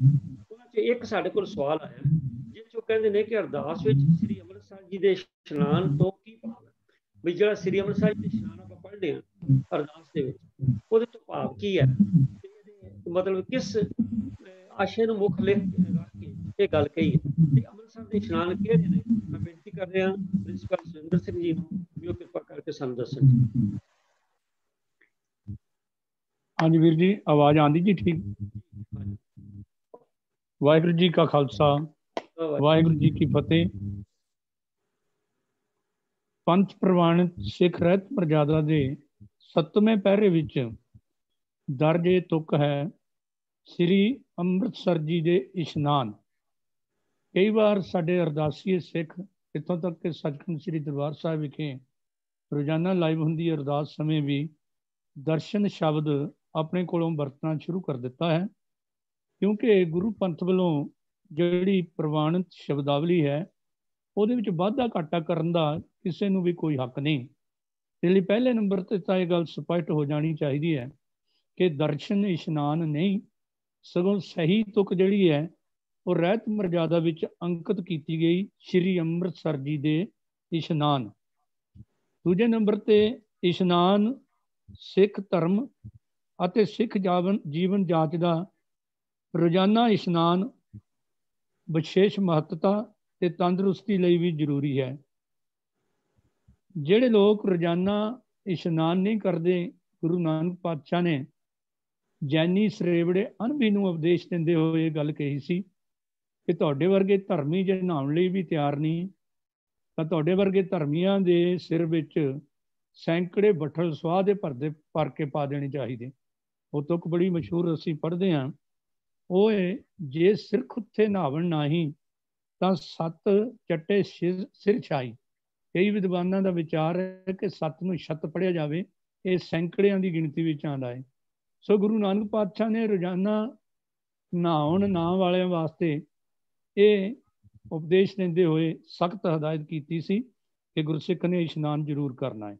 ਪਰ ਇਹ ਵੀ ਚੇਤੇ ਰੱਖਣ ਵਾਲੀ ਗੱਲ ਕਿ ਕਿਸੇ ਧਾਰਮਿਕ ਅਸਥਾਨ ਜਾਂ ਤੀਰਥ ਇਸ਼ਨਾਨ ਦੇ ਕਿਸੇ ਖਾਸ ਦਿਨ ਨਾਲ ਜੁੜੇ ਹੋਏ ਜਾ ਕੇ ਇਸ਼ਨਾਨ ਕਰਨ ਨੂੰ ਗੁਰਮਤਿ ਦੇ ਵਿੱਚ ਕੋਈ ਮਾਨਤਾ ਨਹੀਂ ਦਿੱਤੀ, ਔਰ ਖਾਸ ਸਥਾਨਾਂ ਤੇ ਜਾ ਕੇ ਇਸ਼ਨਾਨ ਨੂੰ ਵੀ ਕੋਈ ਮਹੱਤਤਾ ਨਹੀਂ। ਜੈਸੇ ਗੁਰੂ ਬਾਬਾ ਕਬੀਰ ਜੀ ਦੇ ਪਾਵਨ ਬਚਨ ਹਨ। ਜਲ ਕੇ ਮੱਜਨ ਜੇਗਤ ਹੋਵੇ, ਨਿਤ ਨਿਤ ਮੇਂਢਕ ਨਾਵੇਂ, ਜੈਸੇ ਮੇਂਢਕ ਤੈਸੇ ਹੋਏ ਨਰ, ਫਿਰ ਜੋਨੀ ਆਵੇ। ਇਸ ਲਈ ਅੰਮ੍ਰਿਤਸਰ ਜੀ ਦੇ ਇਸ਼ਨਾਨ ਬਾਰੇ ਸਾਨੂੰ ਸਰਬਪੱਖੀ ਵਿਚਾਰ ਜਿਹੜੀ ਹੈ ਨਾ ਉਹ ਸਾਹਮਣੇ ਰੱਖ ਲੈਣੀ ਚਾਹੀਦੀ। ਪਹਿਲਾਂ ਤਾਂ ਇਹ ਯਾਦ ਰੱਖਣਾ ਕਿ ਅੰਮ੍ਰਿਤਸਰ ਸ਼ਬਦ ਬਹੁਤ ਪੁਰਾਣਾ ਲਫ਼ਜ਼ ਹੈ। ਯੋਗ ਮਤ ਅਨੁਸਾਰ ਵੀ ਮਨੁੱਖ ਅੰਦਰ ਇੱਕ ਅੰਮ੍ਰਿਤ ਦਾ ਤਲਾਅ ਹੈ, ਜੋ ਪ੍ਰਾਣਾਯਾਮ ਦੁਆਰਾ ਕੁੰਡਲੀ ਖੁੱਲਣ ਤੇ ਉਸ ਸਮਰੱਥੀ ਪ੍ਰਾਪਤ ਹੋਣ ਦਾ ਜ਼ਿਕਰ ਜਿਹੜਾ ਹੈ ਉਹ ਕੀਤਾ ਗਿਆ। ਜਾਂ 10ਵੇਂ ਦੁਆਰ ਵਿੱਚੋਂ ਅੰਮ੍ਰਿਤ ਝਰਨ ਦੀ ਗੱਲ ਜਿਹੜੀ ਉਹ ਜੋਗੀਆਂ ਵਿੱਚ ਆਮ ਹੈ। ਜਿੱਥੋਂ ਤੱਕ ਗੁਰਮਤਿ ਦਾ ਸੰਬੰਧ ਹੈ, ਗੁਰੂ ਨਾਨਕ ਪਾਤਸ਼ਾਹ ਜੀ ਤੋਂ ਪਹਿਲਾਂ ਬਾਬਾ ਨਾਮਦੇਵ ਜੀ ਨੇ ਇਸ ਸ਼ਬਦ ਦੀ ਵਰਤੋਂ ਅੰਮ੍ਰਿਤਸਰ ਦੀ ਆਪਣੀ ਬਾਣੀ ਵਿੱਚ ਕੀਤੀ ਹੈ। ਤੇ ਧੰਨ ਗੁਰੂ ਅਮਰਦਾਸ ਜੀ ਮਹਾਰਾਜ ਨੇ ਕਾਇਆ ਅੰਦਰ ਅੰਮ੍ਰਿਤਸਰ ਸਾਚਾ, ਮਨ ਪੀਵੇ ਭਾਏ ਸੁਭਾਈਏ, ਇਸ ਤਰ੍ਹਾਂ ਦਾ ਜ਼ਿਕਰ ਕੀਤਾ ਕਿ ਉਹ ਅੰਮ੍ਰਿਤਸਰ ਜਿਹੜਾ ਉਹ ਸਿੱਖ ਦੇ ਅੰਦਰ ਹੀ ਹੈ। ਮਾਰੂ ਸੋਹਲੇ ਮਹਿਲਾ ਤੀਜਾ ਪੰਨਾ 1046 ਦੀ ਇਹ ਤੁਕ ਹੈ। ਤੇ ਧੰਨ ਗੁਰੂ ਰਾਮਦਾਸ ਜੀ ਮਹਾਰਾਜ ਨੇ ਵੀ ਇਹ ਸ਼ਬਦ ਦੀ ਵਰਤੋਂ ਕਰਦੇ ਹੋਏ ਸਤਿਗੁਰੂ ਪ੍ਰਥਾਏ ਇਹ ਸ਼ਬਦ ਆਖਿਆ ਕਿ ਸਾਡਾ ਅਸਲੀ ਸਰੋਵਰ ਅੰਮ੍ਰਿਤਸਰ ਸਤਿਗੁਰੂ ਹੈ। ਜਿਵੇਂ ਉਹਨਾਂ ਦੇ ਪਾਵਨ ਬਚਨ ਹਨ, ਅੰਮ੍ਰਿਤਸਰ ਸਤਿਗੁਰ ਸਤਿਬਾਦੀ, ਜਿਤ ਨਾਤੇ ਕਊਆ ਹੰਸ ਹੋਏ। ਇੱਥੇ ਗੁਰਬਾਣੀ ਦੇ ਵਿੱਚ ਗੁਰੂ ਰਾਮਦਾਸ ਪਿਤਾ ਨੇ ਗੁਰੂ ਨੂੰ ਹੀ ਅੰਮ੍ਰਿਤਸਰ ਦਾ ਦਰਜਾ ਦਿੱਤਾ ਹੈ। ਤੇ ਜਿਹੜਾ ਕੇਂਦਰੀ ਸ਼ਹਿਰ ਚੌਥੇ ਪਾਤਸ਼ਾਹ ਗੁਰੂ ਰਾਮਦਾਸ ਜੀ ਮਹਾਰਾਜ ਨੇ ਰਾਮਦਾਸਪੁਰਾ, ਚੱਕ ਰਾਮਦਾਸਪੁਰ ਪਹਿਲੇ ਨਾਮ ਨੇ ਵਸਾਇਆ, ਉੱਥੇ ਜਾਤ ਪਾਤ ਦੇ ਖਾਤਮੇ ਦੇ ਲਈ ਸਰੋਵਰ ਦੀ ਸਿਰਜਣਾ ਕੀਤੀ ਤੇ ਉਹਨੂੰ ਅੰਮ੍ਰਿਤਸਰ ਸਰੋਵਰ ਕਿਹਾ ਗਿਆ। ਬਾਅਦ ਵਿੱਚ ਸ਼ਹਿਰ ਦਾ ਨਾਮ ਵੀ ਜਿਹੜਾ ਹੈ ਉਹ ਅੰਮ੍ਰਿਤਸਰ ਪ੍ਰਚਲਿਤ ਹੋ ਗਿਆ। ਸੋ ਇਹ ਗੱਲ ਚੇਤੇ ਰੱਖਣ ਵਾਲੀ ਹੈ ਕਿ ਗੁਰੂ ਨਾਨਕ ਜੋਤ ਨੇ ਜਾਤ ਪਾਤ ਦੇ ਖਾਤਮੇ ਲਈ ਜਿੱਥੇ ਕੜਾ ਪ੍ਰਸ਼ਾਦ ਦੀ ਦੇਗ, ਸੰਗਤ, ਪੰਗਤ, ਬੌਲੀਆਂ ਅਤੇ ਸਰੋਵਰ, ਗੁਰੂ ਗ੍ਰੰਥ ਸਾਹਿਬ ਮਹਾਰਾਜ ਦੀ ਸੰਪਾਦਨਾ ਤੇ ਖੰਡੇ ਬਾਟੇ ਦੇ ਅੰਮ੍ਰਿਤ ਦੀ ਮਰਜ਼ਾਦਾ ਚਲਾ ਕੇ ਜਾਤ ਪਾਤ ਦੇ ਵਿਚਾਰਧਾਰਾ ਨੂੰ ਨੇਸ਼ ਤੋਂ ਨਾਬੂਦ ਕਰਨ ਦੀ ਕੋਸ਼ਿਸ਼ ਕੀਤੀ। ਉੱਥੇ ਸਰੋਵਰਾਂ ਵਾਸਤੇ ਵੀ ਜਿਹੜਾ ਹੈ ਇਸ਼ਨਾਨ ਇਸ ਲਈ ਜ਼ਰੂਰੀ ਕੀਤਾ ਸੀ, ਨਹੀਂ ਤਾਂ ਦਰਿਆਵਾਂ ਦੇ ਕੰਢੇ ਤੇ ਪਾਣੀ ਦੀ ਕੋਈ ਘਾਟ ਨਹੀਂ ਹੁੰਦੀ। ਪਰ ਤੀਜੀ ਜੋਤ ਤੀਜੇ ਪਾਤਸ਼ਾਹ ਗੁਰੂ ਅਮਰਦਾਸ ਜੀ ਮਹਾਰਾਜ ਨੇ ਬਿਆਸ ਕੰਢੇ ਬੌਲੀ ਬਣਾ ਕੇ ਉਹਦੀਆਂ 84 ਪੌੜੀਆਂ ਰੱਖ ਕੇ ਇਹ ਉਪਦੇਸ਼ ਦਿੱਤਾ ਸੀ ਕਿ ਜਿਹੜਾ ਇੱਥੇ ਨਹਾਏਗਾ ਉਹਦੀ ਜਾਤ ਪਾਤ ਦੀ 84 ਕੱਟੀ ਜਾਏਗੀ। ਕਿਉਂਕਿ ਬ੍ਰਾਹਮਣਵਾਦ ਨੇ ਦਰਿਆਵਾਂ ਦੇ ਕੰਢੇ ਵੀ ਵੰਡ ਦਿੱਤੇ ਸੀ ਕਿ ਜਿੱਧਰੋਂ ਪਾਣੀ ਆ ਰਿਹਾ ਹੈ ਸਭ ਤੋਂ ਉੱਤੇ ਬ੍ਰਾਹਮਣ ਦਾ ਘਾਟ ਹੋਏਗਾ, ਫਿਰ ਖੱਤਰੀ ਇਸ਼ਨਾਨ ਕਰੇਗਾ, ਫਿਰ ਵੈਸ਼ ਤੇ ਫਿਰ ਸ਼ੂਦਰ ਸਭ ਤੋਂ ਥੱਲੇ, ਤਾਂ ਕਿ ਉਹਨਾਂ ਦਾ ਪਾਣੀ ਜਿਹੜਾ ਹੈ ਉਹ ਕਿਤੇ ਟੱਚ ਨਾ ਕਰ ਜਾਵੇ ਬ੍ਰਾਹਮਣ ਨੂੰ। ਪਰ ਖੜੇ ਪਾਣੀ ਦੇ ਵਿੱਚ ਮਰਜ਼ਾਦਾ ਚਲਾਉਣ ਦਾ ਮਤਲਬ ਇਹ ਸੀ ਕਿ ਇਸ ਜਾਤ ਪਾਤ ਦੀ ਬਿਮਾਰੀ ਨੂੰ ਕੱਟਿਆ ਜਾਵੇ। ਸੋ ਦੂਜੇ ਨੰਬਰ ਤੇ ਜਦੋਂ ਅਸੀਂ ਅੰਮ੍ਰਿਤਸਰ ਜੀ ਦੇ ਇਸ਼ਨਾਨ ਨਾਲ ਦੇਖਦੇ ਹਾਂ, ਇਤਿਹਾਸ ਦੇ ਵਿੱਚੋਂ ਬੜੀ ਗੌਰਵਮਈ ਘਟਨਾ ਸਾਹਮਣੇ ਆਉਂਦੀ ਹੈ ਕਿ ਸਮੇਂ-ਸਮੇਂ ਤੇ ਵੱਖ-ਵੱਖ ਹਕੂਮਤਾਂ ਨੇ, ਜਿਨ੍ਹਾਂ ਵਿੱਚ ਔਰੰਗਜ਼ੇਬ ਤੋਂ ਸ਼ੁਰੂ ਹੋ ਜਾਂਦਾ ਹੈ, ਬਹਾਦਰ ਸ਼ਾਹ, ਪ੍ਰਗਸ਼ੀਅਰ, ਸ਼ਾਹ ਨਵਾਜ਼, ਜ਼ਕਰੀਆ ਖਾਨ, ਯਹੀਆ ਖਾਨ, ਮੀਰ ਮੰਨੂ, ਅਦੀਨਾ ਬੇਗ, ਮੁਗਲਾਨੀ ਬੇਗਮ ਆਦਿ ਦੇ ਸਮੇਂ ਵਾਰ-ਵਾਰ ਐਲਾਨ ਕੀਤੇ ਗਏ ਕਿ ਸਿੱਖਾਂ ਨੂੰ ਨੇਸ਼ ਤੋਂ ਨਾਬੂਦ ਕਰ ਦਿੱਤਾ ਗਿਆ, ਸਿੱਖਾਂ ਦੀ ਹੋਂਦ ਮਿਟਾ ਦਿੱਤੀ ਗਈ। ਪਰ ਜਦੋਂ ਕੋਈ ਇੱਕ ਸਿੱਖ ਵੀ, ਬਾਬਾ ਬੋਤਾ ਸਿੰਘ, ਗਰਜਾ ਸਿੰਘ, ਭਾਈ ਸੁੱਖਾ ਸਿੰਘ, ਮਹਿਤਾਬ ਸਿੰਘ ਬਾਗੇ ਕੋਈ ਕਾਰਨਾਮਾ ਕਰ ਜਾਂਦੇ ਸੀ, ਹਕੂਮਤ ਪੁੱਛਦੀ ਸੀ ਮਰਦੇ ਕਿਉਂ ਨਹੀਂ, ਖਤਮ ਕਿਉਂ ਨਹੀਂ ਹੁੰਦੇ। ਤੇ ਉਹਨਾਂ ਦੇ ਸਲਾਹਕਾਰਾਂ ਨੇ ਇਹ ਸਲਾਹ ਦੇਣੀ ਕਿ ਜਦੋਂ ਤੱਕ ਸੱਚਖੰਡ ਸ੍ਰੀ ਦਰਬਾਰ ਸਾਹਿਬ ਦਾ ਸਰੋਵਰ ਇਹਨਾਂ ਦੇ ਪਾਸ ਹੈ, ਜਿਹੜੇ ਫੱਟੜ ਹੁੰਦੇ ਨੇ, ਮਰਨਯੋਗ ਹੁੰਦੇ ਨੇ, ਉੱਥੇ ਨਹਾ ਕੇ ਇਹਨਾਂ ਨੂੰ ਫਿਰ ਜੀਵਨ ਮਿਲ ਜਾਂਦਾ ਹੈ। ਤੇ ਹਕੂਮਤ ਨੇ ਉਸ ਵੇਲੇ ਪਾਬੰਦੀ ਲਾ ਦਿੱਤੀ ਕਿ ਇੱਥੇ ਇਸ਼ਨਾਨ ਕਰਨ ਲਈ ਕੋਈ ਸਿੱਖ ਆਉਣਾ ਨਹੀਂ ਚਾਹੀਦਾ ਤੇ ਕੋਈ ਸਿੱਖ ਇੱਥੇ ਵੜਨਾ ਨਹੀਂ ਚਾਹੀਦਾ। ਪਰ ਸਾਡੇ ਜਾਂਬਾਜ਼ ਸੂਰਵੀਰ ਯੋਧੇ ਨਵਾਬ ਕਪੂਰ ਸਿੰਘ ਜੀ, ਸਰਦਾਰ ਜੱਸਾ ਸਿੰਘ ਜੀ ਆਹਲੂਵਾਲੀਆ, ਸਰਦਾਰ ਸੁੱਖਾ ਸਿੰਘ ਜੀ ਵਰਗੇ ਸਮੇਂ-ਸਮੇਂ ਤੇ ਨਾ ਕੇਵਲ ਟੁਕੀਆਂ ਲਾ ਕੇ ਸਰਕਾਰ ਨੂੰ ਚੈਲੰਜ ਹੀ ਕਰਦੇ ਰਹੇ, ਬਲਕਿ ਜ਼ਾਲਮਾਂ ਦਾ ਸੌਦਾ ਵੀ ਫੇਰਦੇ ਰਹੇ ਔਰ ਕਈ ਜਰਨੈਲ ਤੇ ਕਈ ਫੌਜੀ ਉਹਨਾਂ ਨੇ ਖਤਮ ਕੀਤੇ। ਸੋ ਜਿਹੜੀ ਇਹ ਤੁਕ ਹੈ, ਮੈਨੂੰ ਲੱਗਦਾ ਉਸ ਸਮੇਂ ਜਦੋਂ ਸਿੱਖ ਜੰਗਲਾਂ ਵਿੱਚ ਰਹਿੰਦੇ ਸਨ, ਇਹ ਅਰਦਾਸ ਸਿੱਖਾਂ ਦਾ ਅੰਗ ਬਣ ਗਈ ਸੀ ਕਿ ਸ੍ਰੀ ਅੰਮ੍ਰਿਤਸਰ ਜੀ ਦੇ ਇਸ਼ਨਾਨ। ਇਸ ਲਈ ਇਹ ਗੌਰਵਮਈ ਇਤਿਹਾਸ ਵੀ ਸਾਡੇ ਸਾਹਮਣੇ ਹੈ। 1984 ਦੇ ਵਿੱਚ ਵੀ ਪਾਬੰਦੀਆਂ ਲੱਗ ਗਈਆਂ ਸੀ ਤੇ ਅਸੀਂ ਸਾਰੇ ਤਰਸਦੇ ਸੀ ਕਿ ਸੱਚਖੰਡ ਸ੍ਰੀ ਦਰਬਾਰ ਸਾਹਿਬ ਜਾਈਏ, ਅੰਮ੍ਰਿਤਸਰ ਸਾਹਿਬ ਦੇ ਦਰਸ਼ਨ ਕਰੀਏ। ਸੋ ਸਾਡੀ ਇੱਕ ਧਾਰਮਿਕ ਭਾਵਨਾ, ਇੱਕ ਇਤਿਹਾਸਕ ਜਿਹੜੀ ਗੌਰਵਮਈ ਵਿਰਸਾ ਸਾਡੇ ਸਾਹਮਣੇ ਹੈ। ਇਸ ਲਈ ਅੰਮ੍ਰਿਤਸਰ ਜੀ ਦੇ ਇਸ਼ਨਾਨ ਸ਼ਬਦ, ਜਿੱਥੇ ਅੰਮ੍ਰਿਤਸਰ ਗੁਰੂ ਲਈ ਆਇਆ ਹੈ, ਅੰਮ੍ਰਿਤਸਰ ਨਾਮ ਲਈ ਆਇਆ ਹੈ, ਅੰਮ੍ਰਿਤਸਰ ਸਤਸੰਗਤ ਲਈ ਆਇਆ ਹੈ, ਉੱਥੇ ਅੰਮ੍ਰਿਤਸਰ ਦੇ ਇਸ਼ਨਾਨ ਸ਼ਬਦ ਜਿਹੜੇ ਹੈ ਉਹ ਸਾਡੇ ਇਤਿਹਾਸ ਦਾ ਅੰਗ ਵੀ ਹੈ। ਇਹਦੇ ਵਿੱਚ ਕੋਈ ਵਹਿਮ ਨਹੀਂ ਕਰਨਾ ਚਾਹੀਦਾ, ਕਿਉਂਕਿ ਇਸੇ ਪਹਿਰੇ ਵਿੱਚ ਪਹਿਲਾਂ 7 ਕਿਸਮ ਦਾ ਦਾਨ ਮੰਗਿਆ, ਤੇ ਅਗਲਾ ਦਾਨ ਵੀ ਜਿਹੜਾ ਉਹ ਸਤਸੰਗਤ ਦੇ ਨਾਲ, ਗੁਰੂ ਨਾਲ ਜੁੜਨ ਦੇ ਅਰਥ ਵੀ ਕੀਤੇ ਜਾ ਸਕਦੇ ਹੈ, ਪਰ ਆਪਣੇ ਕੇਂਦਰੀ ਅਸਥਾਨ ਦੇ ਨਾਲ ਵੀ ਜੁੜੇ ਰਹਿਣ ਦੀ ਚਾਹਨਾ ਦਰਸਾਈ ਗਈ ਹੈ। ਸੋ ਸਾਨੂੰ ਇਹਨਾਂ ਗੌਰਵਮਈ ਇਤਿਹਾਸ ਨੂੰ ਮੁੱਖ ਰੱਖ ਕੇ ਥੋੜ੍ਹਾ ਕੁ ਇਸ ਤੁਕ ਤੇ ਸੰਕੋਚ ਕਰਨਾ ਚਾਹੀਦਾ, ਤਾਂ ਕਿ ਸਿੱਖ ਸੰਗਤਾਂ ਦੇ ਮਨ ਨੂੰ ਠੇਸ ਨਾ ਪਹੁੰਚੇ। ਵੈਸੇ ਮੈਂ ਕੋਸ਼ਿਸ਼ ਕੀਤੀ ਹੈ ਪੂਰੀ ਤਰ੍ਹਾਂ ਸਪਸ਼ਟੀਕਰਨ ਦੇਣ ਦੀ, ਕਿ ਹਰ ਪੱਖ ਤੋਂ ਇਹਦੇ ਬਾਰੇ ਵਿਚਾਰ ਕਰ ਲਈ ਜਾਵੇ। ਮੈਨੂੰ ਲੱਗਦਾ ਹੈ ਕਿ ਸੈਟੀਸਫਾਈ ਹੋਏ ਹੋਣਗੇ ਵੀਰ, ਜੇ ਨਹੀਂ ਫਿਰ ਦੁਬਾਰਾ ਫਿਰ ਵਾਧਾ ਵੀ ਜੇ ਤੁਸੀਂ ਕਰੋਗੇ ਮੇਰੇ ਦਿਮਾਗ ਵਿੱਚ, ਸਾਡੇ ਲਈ ਵੀ ਗੌਰਵਮਈ ਗੱਲ ਹੋਏਗੀ, ਸਾਡੇ ਗਿਆਨ ਵਿੱਚ ਵਾਧਾ ਹੋਏਗਾ। ਭੁੱਲ ਗਲਤੀ ਲਈ ਖਿਮਾ ਜੀ। ਵਾਹਿਗੁਰੂ ਜੀ ਕਾ ਖਾਲਸਾ, ਵਾਹਿਗੁਰੂ ਜੀ ਕੀ ਫਤਿਹ। ਅਤੇ ਜਿਵੇਂ ਪ੍ਰਿੰਸੀਪਲ ਸਾਹਿਬ ਨੇ ਦੱਸਿਆ ਜੀ, ਅਸਲ ਇਸ਼ਨਾਨ ਤਾਂ ਮਨ ਦਾ ਇਸ਼ਨਾਨ ਹੈ। ਪਰ ਬਾਣੀ ਸਾਨੂੰ ਬਾਰ-ਬਾਰ ਤਕੀਦ ਕੀਤੀ ਹੈ ਕਿ ਮਨ ਮੈਲੇ ਸਭ ਕੁਛ ਮੈਲਾ, ਤਨ ਧੋਤੇ ਮਨ ਅੱਛਾ ਨਾ ਹੋ। ਜੇਕਰ ਆਪਾਂ ਇਸ਼ਨਾਨ ਕਰਨਾ ਤੇ ਸਾਡੇ ਇਹ ਮਨ ਦਾ ਇਸ਼ਨਾਨ ਬੜਾ ਜ਼ਰੂਰੀ ਹੈ। ਜੇ ਮੇਰਾ ਮਨ ਮੈਲਾ, ਉੱਪਰੋਂ ਇਸ਼ਨਾਨ ਕਰਨਾ ਮੈਂ ਭਾਵੇਂ ਕਿਸੇ ਤੇ ਵੀ ਜਾ, ਕਿਸੇ ਅਸਥਾਨ ਤੇ ਜਾ ਕੇ ਕਰਾਂ, ਉਹਦਾ ਕੋਈ ਲਾਭ ਨਹੀਂ ਹੋਣ ਵਾਲਾ, ਕਿਉਂਕਿ ਗੁਰੂ ਗ੍ਰੰਥ ਸਾਹਿਬ ਵਿੱਚ ਹਰ ਗੱਲ ਜਿਹੜੀ ਬੜੀ ਕ੍ਰਿਸਟਲ ਕਲੀਅਰ। ਤੋਂ ਦੂਜੀ ਗੱਲ ਜਿਹੜੀ ਵੀਰ ਜੀ ਨੇ ਕਹੀ ਹੈ ਉਹ ਬੜੀ ਧਿਆਨ ਮੰਗਦੀ ਹੈ ਕਿ ਸਿੱਖ ਰਹਿਤ ਮਰਿਆਦਾ ਵਿੱਚ ਜਿਹੜੀ ਕੋਈ ਤਬਦੀਲੀ ਹੈ ਉਹ ਕੇਵਲ ਉਹਦਾ ਮਤਲਬ ਹਰ ਕੋਈ ਨਹੀਂ ਕਰ ਸਕਦਾ, ਨਾ ਕੋਈ ਸੰਸਥਾ ਕਰ ਸਕਦੀ ਹੈ। ਇਹ ਤਾਂ ਸਾਰਾ ਸਿੱਖ ਪੰਥ ਗੁਰਮਤਿ ਕਰਕੇ ਕਰ ਸਕਦਾ।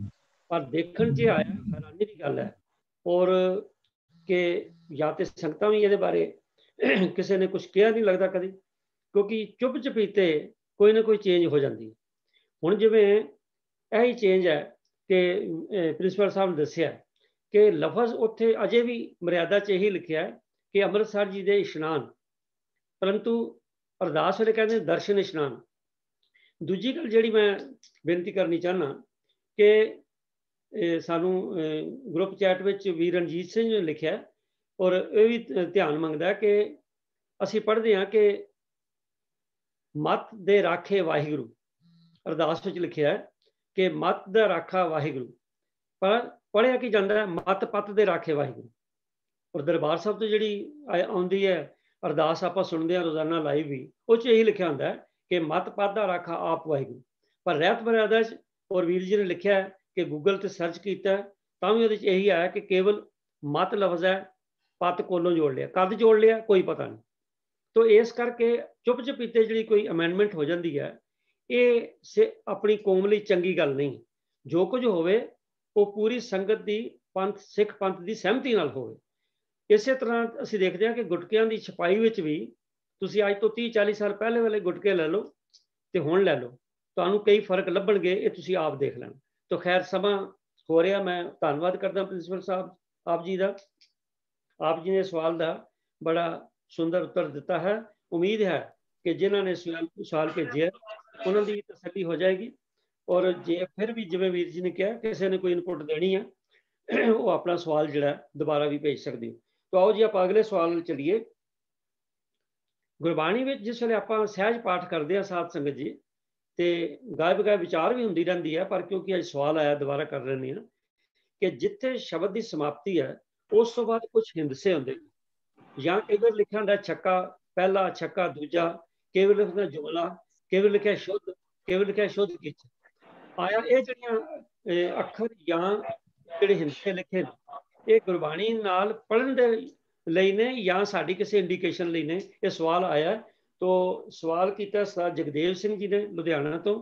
ਤੇ ਮੈਂ ਬੇਨਤੀ ਕਰ ਰਿਹਾ ਸਰਦਾਰ ਜਗੀਰ ਸਿੰਘ ਜੀ ਨੂੰ ਵੀ ਉਹ ਕਿਰਪਾ ਕਰਕੇ ਇਸ ਦਾ ਉੱਤਰ ਦੇਣ ਕਿ ਸ਼ਬਦਾਂ ਦੇ ਅਖੀਰ ਤੇ ਜਿਹੜੇ ਹਿੰਦਸੇ ਜਾਂ ਅੱਖਰ ਲਿਖੇ ਹੁੰਦੇ ਨੇ, ਜਿਵੇਂ ਕਿ ਛੱਕਾ ਪਹਿਲਾ, ਦੂਜਾ, ਛੱਕਾ ਤੀਜਾ, ਜੁਮਲਾ, ਸ਼ੁੱਧ ਜਾਂ ਸ਼ੁੱਧ ਕੀਚ, ਇਹ ਪੜ੍ਹਨੇ ਨੇ ਜਾਂ ਨਹੀਂ ਪੜ੍ਹਨੇ? ਹਾਂਜੀ ਜਗੀਰ ਸਿੰਘ ਜੀ। ਹਾਂਜੀ, ਵਾਹਿਗੁਰੂ ਜੀ ਕਾ ਖਾਲਸਾ, ਵਾਹਿਗੁਰੂ ਜੀ ਕੀ ਫਤਿਹ। ਜਿਸ ਤਰ੍ਹਾਂ ਵੀਰ ਜੀ ਨੇ ਤਾਂ ਆਪਾਂ ਨੂੰ ਦੱਸ ਹੀ ਦਿੱਤਾ ਜੀ ਵੀ ਇਹ ਸਾਡੇ ਸੂਚਕ ਵਾਚਕ ਅੰਕ ਨੇ, ਇਹ ਨਹੀਂ ਪੜ੍ਹਨੇ ਚਾਹੀਦੇ ਜੀ। ਤੇ ਬਸ ਇਹਦਾ ਜਵਾਬ ਇਦਾਂ ਹੀ ਹੈ ਸਾਡੇ ਕੋਲ। ਵਾਹਿਗੁਰੂ ਜੀ ਕਾ ਖਾਲਸਾ, ਵਾਹਿਗੁਰੂ ਜੀ ਕੀ ਫਤਿਹ। ਸ਼ੁੱਧ ਕੀਚੇ ਜਿਹੜਾ ਹੈ ਇਹ ਗੁਰੂ ਸਾਹਿਬ ਜੀ ਦੀ ਡਾਇਰੈਕਸ਼ਨ ਹੈ, ਸ਼ਾਇਦ ਇਹ ਵੀ ਕਲੀਅਰ ਕਰ ਦਿਓ ਭਾਈ ਗੁਰਦਾਸ ਜੀ ਨੇ ਜਾਂ ਕਿਸ ਤਰ੍ਹਾਂ। ਹਾਂਜੀ, ਜਿਸ ਟਾਈਮ ਇਹ 12 ਚਾਰ ਕੀਤੀਆਂ ਗਈਆਂ ਸੀ ਜੀ, ਉਸ ਟਾਈਮ ਫਿਰ ਗੁਰੂ ਸਾਹਿਬ ਨੇ ਕਿਹਾ ਵੀ ਇਹ ਸ਼ੁੱਧ ਚਾਰ ਇਹਨੂੰ ਸ਼ੁੱਧ ਕੀਤਾ ਜਾਵੇ। ਠੀਕ ਹੈ। ਤੋ ਸਾਧ ਸੰਗਤ ਜੀ ਦੇਖੋ ਗੁਰੂ ਸਾਹਿਬਾਨ ਗੁਰੂ ਅਰਜਨ ਸਾਹਿਬ ਸੱਚੇ ਪਾਤਸ਼ਾਹ ਜੀ ਨੇ ਜਿਸ ਵੇਲੇ ਬਾਣੀ ਦੀ ਸੰਪਾਦਨਾ ਕੀਤੀ ਹੈ, ਉਹ ਕਿੰਨਾ ਕੁ ਉਹਨਾਂ ਦਾ ਇੱਕ ਵਿਸ਼ਾਲ ਸੋਚਣ ਦਾ ਦਾਇਰਾ ਸੀ ਕਿ ਇਸ ਗੁਰਬਾਣੀ ਦੇ ਵਿੱਚ ਕੋਈ ਮਿਲਾਵਟ ਨਾ ਕਰ ਸਕੇ, ਕੋਈ ਵਾਧਾ ਜਾਂ ਘਾਟਾ ਨਾ ਕਰ ਸਕੇ।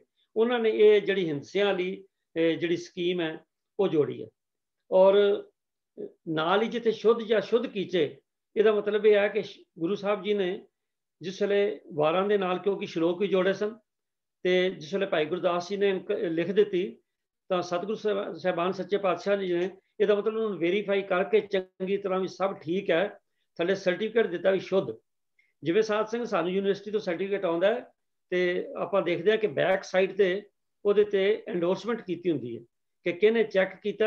ਉਸ ਤੋਂ ਬਾਅਦ ਜਿਹੜਾ ਉਹਨਾਂ ਦਾ ਸੁਪਰਿੰਟੈਂਡੈਂਟ ਜਾਂ ਆਥੋਰਾਈਜ਼ਡ ਆਫੀਸਰ ਹੈ ਉਹਨੇ ਸਹੀ ਪਾਈ ਹੁੰਦੀ ਵੀ ਹਾਂ ਦਸਖਤ, ਉਹਦਾ ਮਤਲਬ ਹੁੰਦਾ ਹੈ ਕਿ ਹਾਂ ਇਹ ਸਰਟੀਫਿਕੇਟ ਬਿਲਕੁਲ ਠੀਕ ਹੈ। ਇਸੇ ਤਰ੍ਹਾਂ ਗੁਰੂ ਅਰਜਨ ਸਾਹਿਬ ਸੱਚੇ ਪਾਤਸ਼ਾਹ ਜੀ ਨੇ ਅੰਕਾਂ ਨੂੰ ਅੰਕਿਤ ਕਰਕੇ ਇਹ ਲਿਖ ਦਿੱਤਾ ਕਿ ਇਹ ਸਾਰੇ ਠੀਕ ਨੇ, ਪਰ ਇਹ ਸ਼ੁੱਧ ਜਾਂ ਸ਼ੁੱਧ ਕੀਚੇ ਜਾਂ ਜੁਮਲਾ ਇਹ ਉਚਾਰਨ ਲਈ ਨਹੀਂ ਹਨ, ਇਹ ਕੇਵਲ ਸਾਡੀ ਗਾਈਡੈਂਸ ਲਈ ਹਨ। ਇਹ ਤੇਜਿੰਦਰ ਸਿੰਘ ਜੀ ਕੁਝ ਕਹਿਣਾ ਚਾਹੁੰਦੇ? ਸ਼ਾਇਦ ਭਾਈ ਤੇਜਿੰਦਰ ਸਿੰਘ ਜੀ ਕੁਝ ਕਹਿਣਾ? ਹਾਂਜੀ ਵੀਰ ਜੀ, ਇਸ ਤਰ੍ਹਾਂ ਹੈ ਕਿ ਲਿਖਾਰੀ ਦੇ ਜਿਵੇਂ ਗੁਰੂ ਸਾਹਿਬ ਨੇ ਸੰਕੇਤ ਕੀਤਾ ਕਿ ਸ਼ੁੱਧ ਜਾਂ ਸ਼ੁੱਧ ਕੀਚੇ ਹੈ, ਜਿਵੇਂ ਆਪ ਜੀ ਸਰਟੀਫਿਕੇਟ ਬਾਰੇ ਵੀ ਦੱਸ ਰਹੇ ਹੋ, ਜਿੱਥੇ ਸ਼ੁੱਧ ਕੀਚਾ ਹੋਏਗਾ ਇਹਦਾ ਤਾਂ ਮਤਲਬ ਹੈ ਕਿ ਇਹਨੂੰ ਸ਼ੁੱਧ ਕਰੋ, ਤੇ ਜਿੱਥੇ ਸ਼ੁੱਧ ਹੈ ਇਹਦਾ ਮਤਲਬ ਉਹ ਸ਼ੁੱਧ ਕੀਤਾ ਹੈਗਾ। ਤੇ ਇਹ ਦੋਨੋਂ ਗੱਲਾਂ ਆਪਸ ਵਿੱਚ ਤਰਕ ਸੰਗਤ ਨਹੀਂ ਰੱਖਦੀਆਂ ਕਿ ਜਿਹੜਾ ਫਾਈਨਲ ਡਰਾਫਟ ਹੈ, ਫਾਈਨਲ ਜੋ ਗੁਰੂ ਗ੍ਰੰਥ ਸਾਹਿਬ ਦੀ ਬੀੜ ਸਾਡੇ ਸਾਹਮਣੇ ਹੈ, ਉਹਦੇ ਵਿੱਚ ਇਹ ਸੰਕੇਤ ਹੋਵੇ ਕਿ ਇਹਨੂੰ ਸ਼ੁੱਧ ਕਰੋ, ਤੇ ਫਿਰ ਸ਼ੁੱਧ ਕੀਤਾ ਹੈ, ਸ਼ੁੱਧ ਨਾ ਲਿਖਿਆ ਹੋਵੇ। ਤਾਂ ਇਸ ਬਾਰੇ ਥੋੜੀ ਵਿਚਾਰ ਹੋਰ ਕਰਨ ਦੀ ਲੋੜ ਹੈ। ਦਾਸ ਦੀ ਇੰਨੀ ਬੇਨਤੀ ਹੈ। ਬੇਨਤੀ ਹੈ ਜੀ, ਜੋ ਕੁਝ ਹੁਣ ਤੱਕ ਅਸੀਂ ਆਪਣੇ ਪਹਿਲੇ ਮਤਲਬ ਵੀ ਉਸਤਾਦਾਂ ਚੋਂ ਜਾਂ ਵਿਦਵਾਨਾਂ ਤੋਂ ਸੁਣਿਆ, ਉਹਨਾਂ ਨੇ ਇਹੀ ਕੀਤਾ, ਉਹਨਾਂ ਨੇ ਜੋ ਤਰਕ ਦਿੱਤਾ ਮੈਂ ਤੁਹਾਡੇ ਸਾਹਮਣੇ ਸੰਗਤ ਨੂੰ ਸਾਂਝੀ ਕਰ ਲੈਣਾ। ਉਸ ਤੋਂ ਬਾਅਦ ਫੈਸਲਾ ਸੰਗਤ ਨੇ ਕਰਨਾ ਹੈ ਜਾਂ ਹੋਰ ਵੀ ਵਿਦਵਾਨ ਬੈਠੇ ਨੇ। ਉਹਨਾਂ ਨੇ ਮੈਨੂੰ ਇਹ ਦੱਸਿਆ ਸੀਗਾ ਕਿ ਜਿਸ ਵੇਲੇ ਗੁਰੂ ਸਾਹਿਬਾਨ ਜੀ ਨੇ ਵਾਰਾਂ ਤੋਂ ਬਾਅਦ ਸ਼ੁੱਧ ਲਿਖਿਆ, ਇਹਦਾ ਮਤਲਬ ਇਹ ਵੀ ਜੋ ਲਿਖਿਆ ਉਹ ਠੀਕ ਹੈ। ਸ਼ੁੱਧ ਕੀਚੇ ਦਾ ਮਤਲਬ ਇਹ ਹੈ ਕਿ ਜੇ ਉਹਨਾਂ ਨੂੰ ਕੋਈ ਉਹਦੇ 'ਚ ਸ਼ੁੱਧ ਕਰਨ ਦੀ ਗੱਲ ਸੀਗੀ ਤਾਂ ਉਹਨਾਂ ਨੇ ਕਰਵਾ ਦਿੱਤੀ ਹੈ, ਔਰ ਸਰਟੀਫਿਕੇਟ ਦਾ ਸ਼ੁੱਧ ਕੀਚਾ ਪਾ ਕੇ ਸ਼ੁੱਧ ਕੀਤਾ ਹੋਇਆ ਜੋ ਹੁਣ ਤੱਕ ਸੁਣਿਆ। ਉਸ ਤੋਂ ਬਾਅਦ ਜੇ ਕੋਈ ਹੋਰ ਇਨਪੁਟ ਹੈ ਮੈਂ ਬੇਨਤੀ ਕਰਦੇ ਹਾਂ ਦੱਸ ਸਕਦੇ, ਕੋਈ ਵੀ ਵੀਰ ਜਿਹੜਾ ਉਹ ਦੱਸ ਸਕਦਾ। ਹਾਂਜੀ ਗਿਆਨੀ ਜੀ, ਗਿਆਨੀ ਅਮਰਪਾਲ ਸਿੰਘ ਜੀ। ਇੱਕ ਬੇਨਤੀ ਤਾਂ ਇਹ ਹੈ ਜੀ ਵੀ ਜਿਹੜੇ ਸ਼ੱਕਿਆਂ ਦਾ ਸੰਕੇਤ ਹੈ ਨਾ ਜੀ, ਉਹ ਸ਼ੱਕਾ ਏਕਾ ਲਾਇਆ ਹੋਇਆ ਅਗਲੇ ਪਾਸੇ ਜੀ, ਤੇ ਉਹ ਜਿਹੜਾ ਏਕਾ ਹੈ ਉਹ ਸ਼ੱਕਾ ਇੱਕ ਬੋਲਿਆ ਜਾਣਾ ਚਾਹੀਦਾ। ਇੱਕ ਜੇ ਪੜ੍ਹਨ ਵੇਲੇ ਵੀ ਮਤਲਬ ਇਹਨੂੰ ਪਾਠ ਦਾ ਹਿੱਸਾ ਨਹੀਂ ਬਣਾਉਣਾ, ਜਦੋਂ ਸਮਝਣ ਵਾਸਤੇ ਇਹਨੂੰ ਪੜ੍ਹਨਾ ਹੈ ਤਾਂ ਸ਼ੱਕਾ ਇੱਕ ਦਾ ਮਤਲਬ ਇਹ 6 ਸ਼ੱਕਿਆਂ ਦਾ ਇੱਕ ਸੰਗ੍ਰਹਿ ਹੈ। ਅੱਛਾ। ਤੇ ਦੂਸਰੇ ਉਸ ਤੋਂ ਅੱਗੇ ਆਉਂਦਾ ਸ਼ੱਕੇ 2। ਹਾਂਜੀ। ਇਹਦਾ ਮਤਲਬ ਹੈ ਕਿ ਇਹ ਦੂਸਰਾ ਸੰਗ੍ਰਹਿ ਸੰਪੂਰਨ ਹੋਣੇ ਕਰਕੇ 2 ਸ਼ੱਕੇ ਹੋ ਗਏ, 12 ਸ਼ਬਦ ਬਣ ਗਏ। ਅੱਛਾ ਠੀਕ ਹੈ। ਫਿਰ ਸ਼ੱਕੇ 3 ਵੀ ਆਉਂਦਾ। ਇਹ ਦੇਵਗੰਧਾਰੀ ਰਾਗ ਦੇ ਵਿੱਚ ਸ਼ਬਦਾਂ ਦੇ ਵਿੱਚ ਇਸ ਤਰ੍ਹਾਂ ਦੀ ਲਿਖਤ ਹੈਗੀ ਹੈ। ਹੁਣ ਜਿੱਥੇ ਸ਼ੱਕੇ 3 ਆ ਗਿਆ, ਉਹਦਾ ਮਤਲਬ ਹੈ ਕਿ ਇੱਥੇ ਤੱਕ 18 ਸ਼ਬਦ ਪੂਰੇ ਹੋ ਗਏ ਆ, ਤੇ ਜਿਹੜੇ ਵੱਖਰੇ ਵੱਖਰੇ ਸੰਗ੍ਰਹਿ ਨੇ। ਠੀਕ ਹੈ। ਇਸ ਤਰ੍ਹਾਂ ਇਹਨੂੰ ਸਮਝਣਾ। ਇਹਨੂੰ ਜੇ ਬੋਲਿਆ ਵੀ ਜਾਣਾ ਹੈ ਆਪਣੇ ਤੌਰ ਤੇ ਸਮਝਣ ਦੇ ਲਈ, ਤਾਂ ਸ਼ੱਕਾ ਪਹਿਲਾ ਨਹੀਂ, ਸ਼ੱਕਾ ਦੂਜਾ ਨਹੀਂ, ਸ਼ੱਕਾ ਤੀਜਾ ਨਹੀਂ, ਇਸ ਤਰ੍ਹਾਂ ਨਹੀਂ ਹੋਣਾ। ਤੁਸੀਂ ਆਪ ਗਿਣਤੀ ਕਰਕੇ ਦੇਖੋ, ਉਹਨਾਂ ਸਾਰੇ ਸੰਗ੍ਰਹਿਾਂ ਦੇ ਵਿੱਚ 6 ਸ਼ਬਦ ਆਉਂਦੇ ਨੇ। ਠੀਕ ਹੈ। ਇਸ ਕਰਕੇ ਉਹ ਸਾਰੇ ਸ਼ਬਦਾਂ ਦੀ ਗਿਣਤੀ ਦੇ ਸੰਕੇਤ ਨੇ। ਤੇ ਇਉਂ ਲੱਗਦਾ ਹੈ ਵੀ ਕਿਸੇ ਵੇਲੇ ਇੱਕ ਚੌਂਕੜੇ ਵਿੱਚ ਬੈਠ ਕਰਕੇ ਗੁਰੂ ਸਾਹਿਬ ਨੇ ਉਹ ਰਚਨਾ ਰਚੀ ਹੈ, ਜਿਸ ਕਰਕੇ ਉਹਦੇ ਲਈ ਐਸਾ ਸੰਕੇਤ ਦੇ ਦਿੱਤਾ ਹੈ ਤੇ ਵੱਖਰਾ ਵੱਖਰਾ ਨੰਬਰ ਦੇ ਦਿੱਤਾ ਉਹਦਾ। ਠੀਕ ਹੈ ਤੇ ਦੂਸਰੀ ਗੱਲ ਇੱਕ ਹੋਰ, ਹਾਂ, ਸ਼ੁੱਧ ਕੀਚੇ। ਜੀ। ਸ਼ੁੱਧ ਕੀਚੇ ਦਾ ਮਤਲਬ ਹੋਰ ਹੈ ਤੇ ਸ਼ੁੱਧ ਕੀਚਾ ਦਾ ਮਤਲਬ ਹੋਰ ਹੈ। ਜਦੋਂ ਅਸੀਂ ਕੀਚੇ ਬੋਲੇ ਹਾਂ, ਪਾਸਟ ਟੈਂਸ ਵਿੱਚ ਆਉਂਦਾ ਵੀ ਸ਼ੁੱਧ ਕਰ ਦਿੱਤੇ ਗਏ ਆ। ਜਦੋਂ ਅਸੀਂ ਉਹਨੂੰ ਪੜ੍ਹਦੇ ਹਾਂ ਸ਼ੁੱਧ ਕੀਚਾ, ਉਹਦਾ ਮਤਲਬ ਹੋ ਜਾਂਦਾ ਸ਼ੁੱਧ ਕਰ ਲਓ। ਪਰ ਜਿੱਥੇ ਇਹ ਸ਼ੁੱਧ ਕੀਚੇ ਸ਼ਬਦ ਆਇਆ, ਉੱਥੇ ਲਾਂ ਦੇ ਨਾਲ ਆਇਆ, ਦੁਲਾਂ ਨਾਲ ਨਹੀਂ ਆਇਆ। ਜਿੱਥੋਂ ਤੱਕ ਅਜੇ ਤੱਕ ਮੈਂ ਪੜ੍ਹਿਆ ਮਹਾਰਾਜ ਦੇ ਸਰੂਪ ਦੇ ਵਿੱਚ। ਇਸ ਕਰਕੇ ਇਹ ਥੋੜ੍ਹਾ ਜਿਹਾ ਭੇਦ ਹੈ। ਤੇ ਜਿੱਥੇ ਕੇਵਲ ਸ਼ੁੱਧ ਆਇਆ, ਉਹਦੇ ਲਈ ਕੋਈ ਸ਼ੰਕਾ ਹੈ ਹੀ ਨਹੀਂ, ਉਹਦੇ ਲਈ ਸਵਾਲ ਕਰਨ ਦੀ ਲੋੜ ਹੀ ਨਹੀਂ ਹੈ। ਤੇ ਬਾਕੀ ਜਿੱਥੇ ਸ਼ੁੱਧ ਕੀਚੇ ਆਇਆ ਅਤੇ ਸ਼ੁੱਧ ਆਇਆ, ਇਹਨੂੰ ਅਲੱਗ-ਅਲੱਗ ਇਸ ਤਰੀਕੇ ਦੇ ਨਾਲ ਸਮਝਣਾ ਜ਼ਰੂਰੀ ਹੈ ਵੀ ਇਹ ਸ਼ੁੱਧ ਕੀਤੇ ਹੋਏ ਸਾਰੇ ਸ਼ਬਦ ਨੇ। ਇਹ ਜਿਹੜੇ ਅੰਕੜੇ ਨੇ ਉਹ ਵੀ ਸ਼ੁੱਧ ਨੇ। ਇੰਨੀ ਕੁ ਵਿਚਾਰ ਮੈਂ ਸੰਗਤ ਦੇ ਸਾਹਮਣੇ ਰੱਖਣਾ ਚਾਹੁੰਦਾ ਸੀ।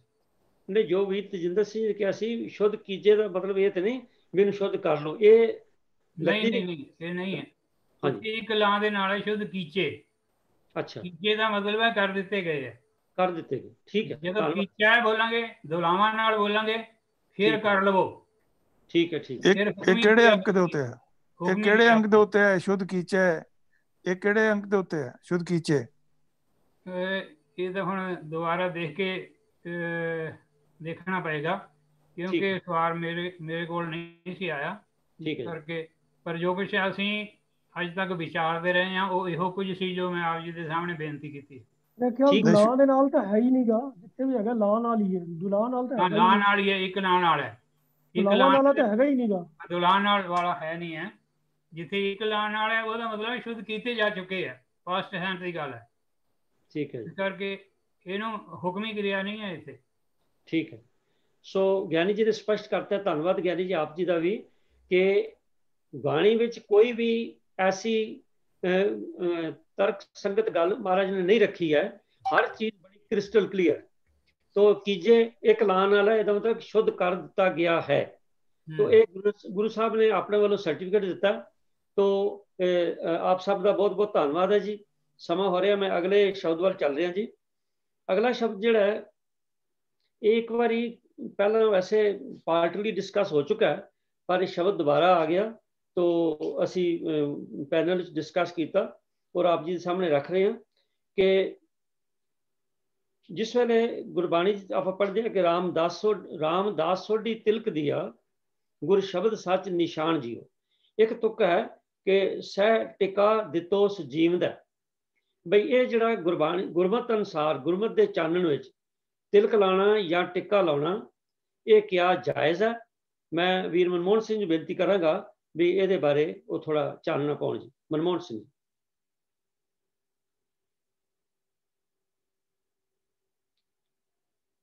ਹਾਂਜੀ, ਮਨਮੋਹਨ ਸਿੰਘ ਜੀ ਹੈ ਨਾ?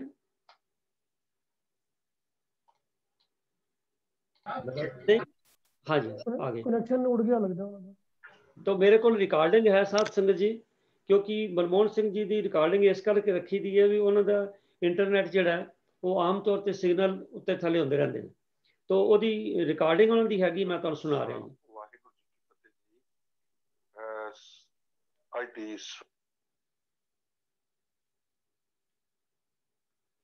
क्षमा करना साथ सिंह जी। ਅੱਜ ਦੀ ਇਸ ਵਿਸ਼ੇਸ਼ ਕਲਾਸ ਵਿੱਚ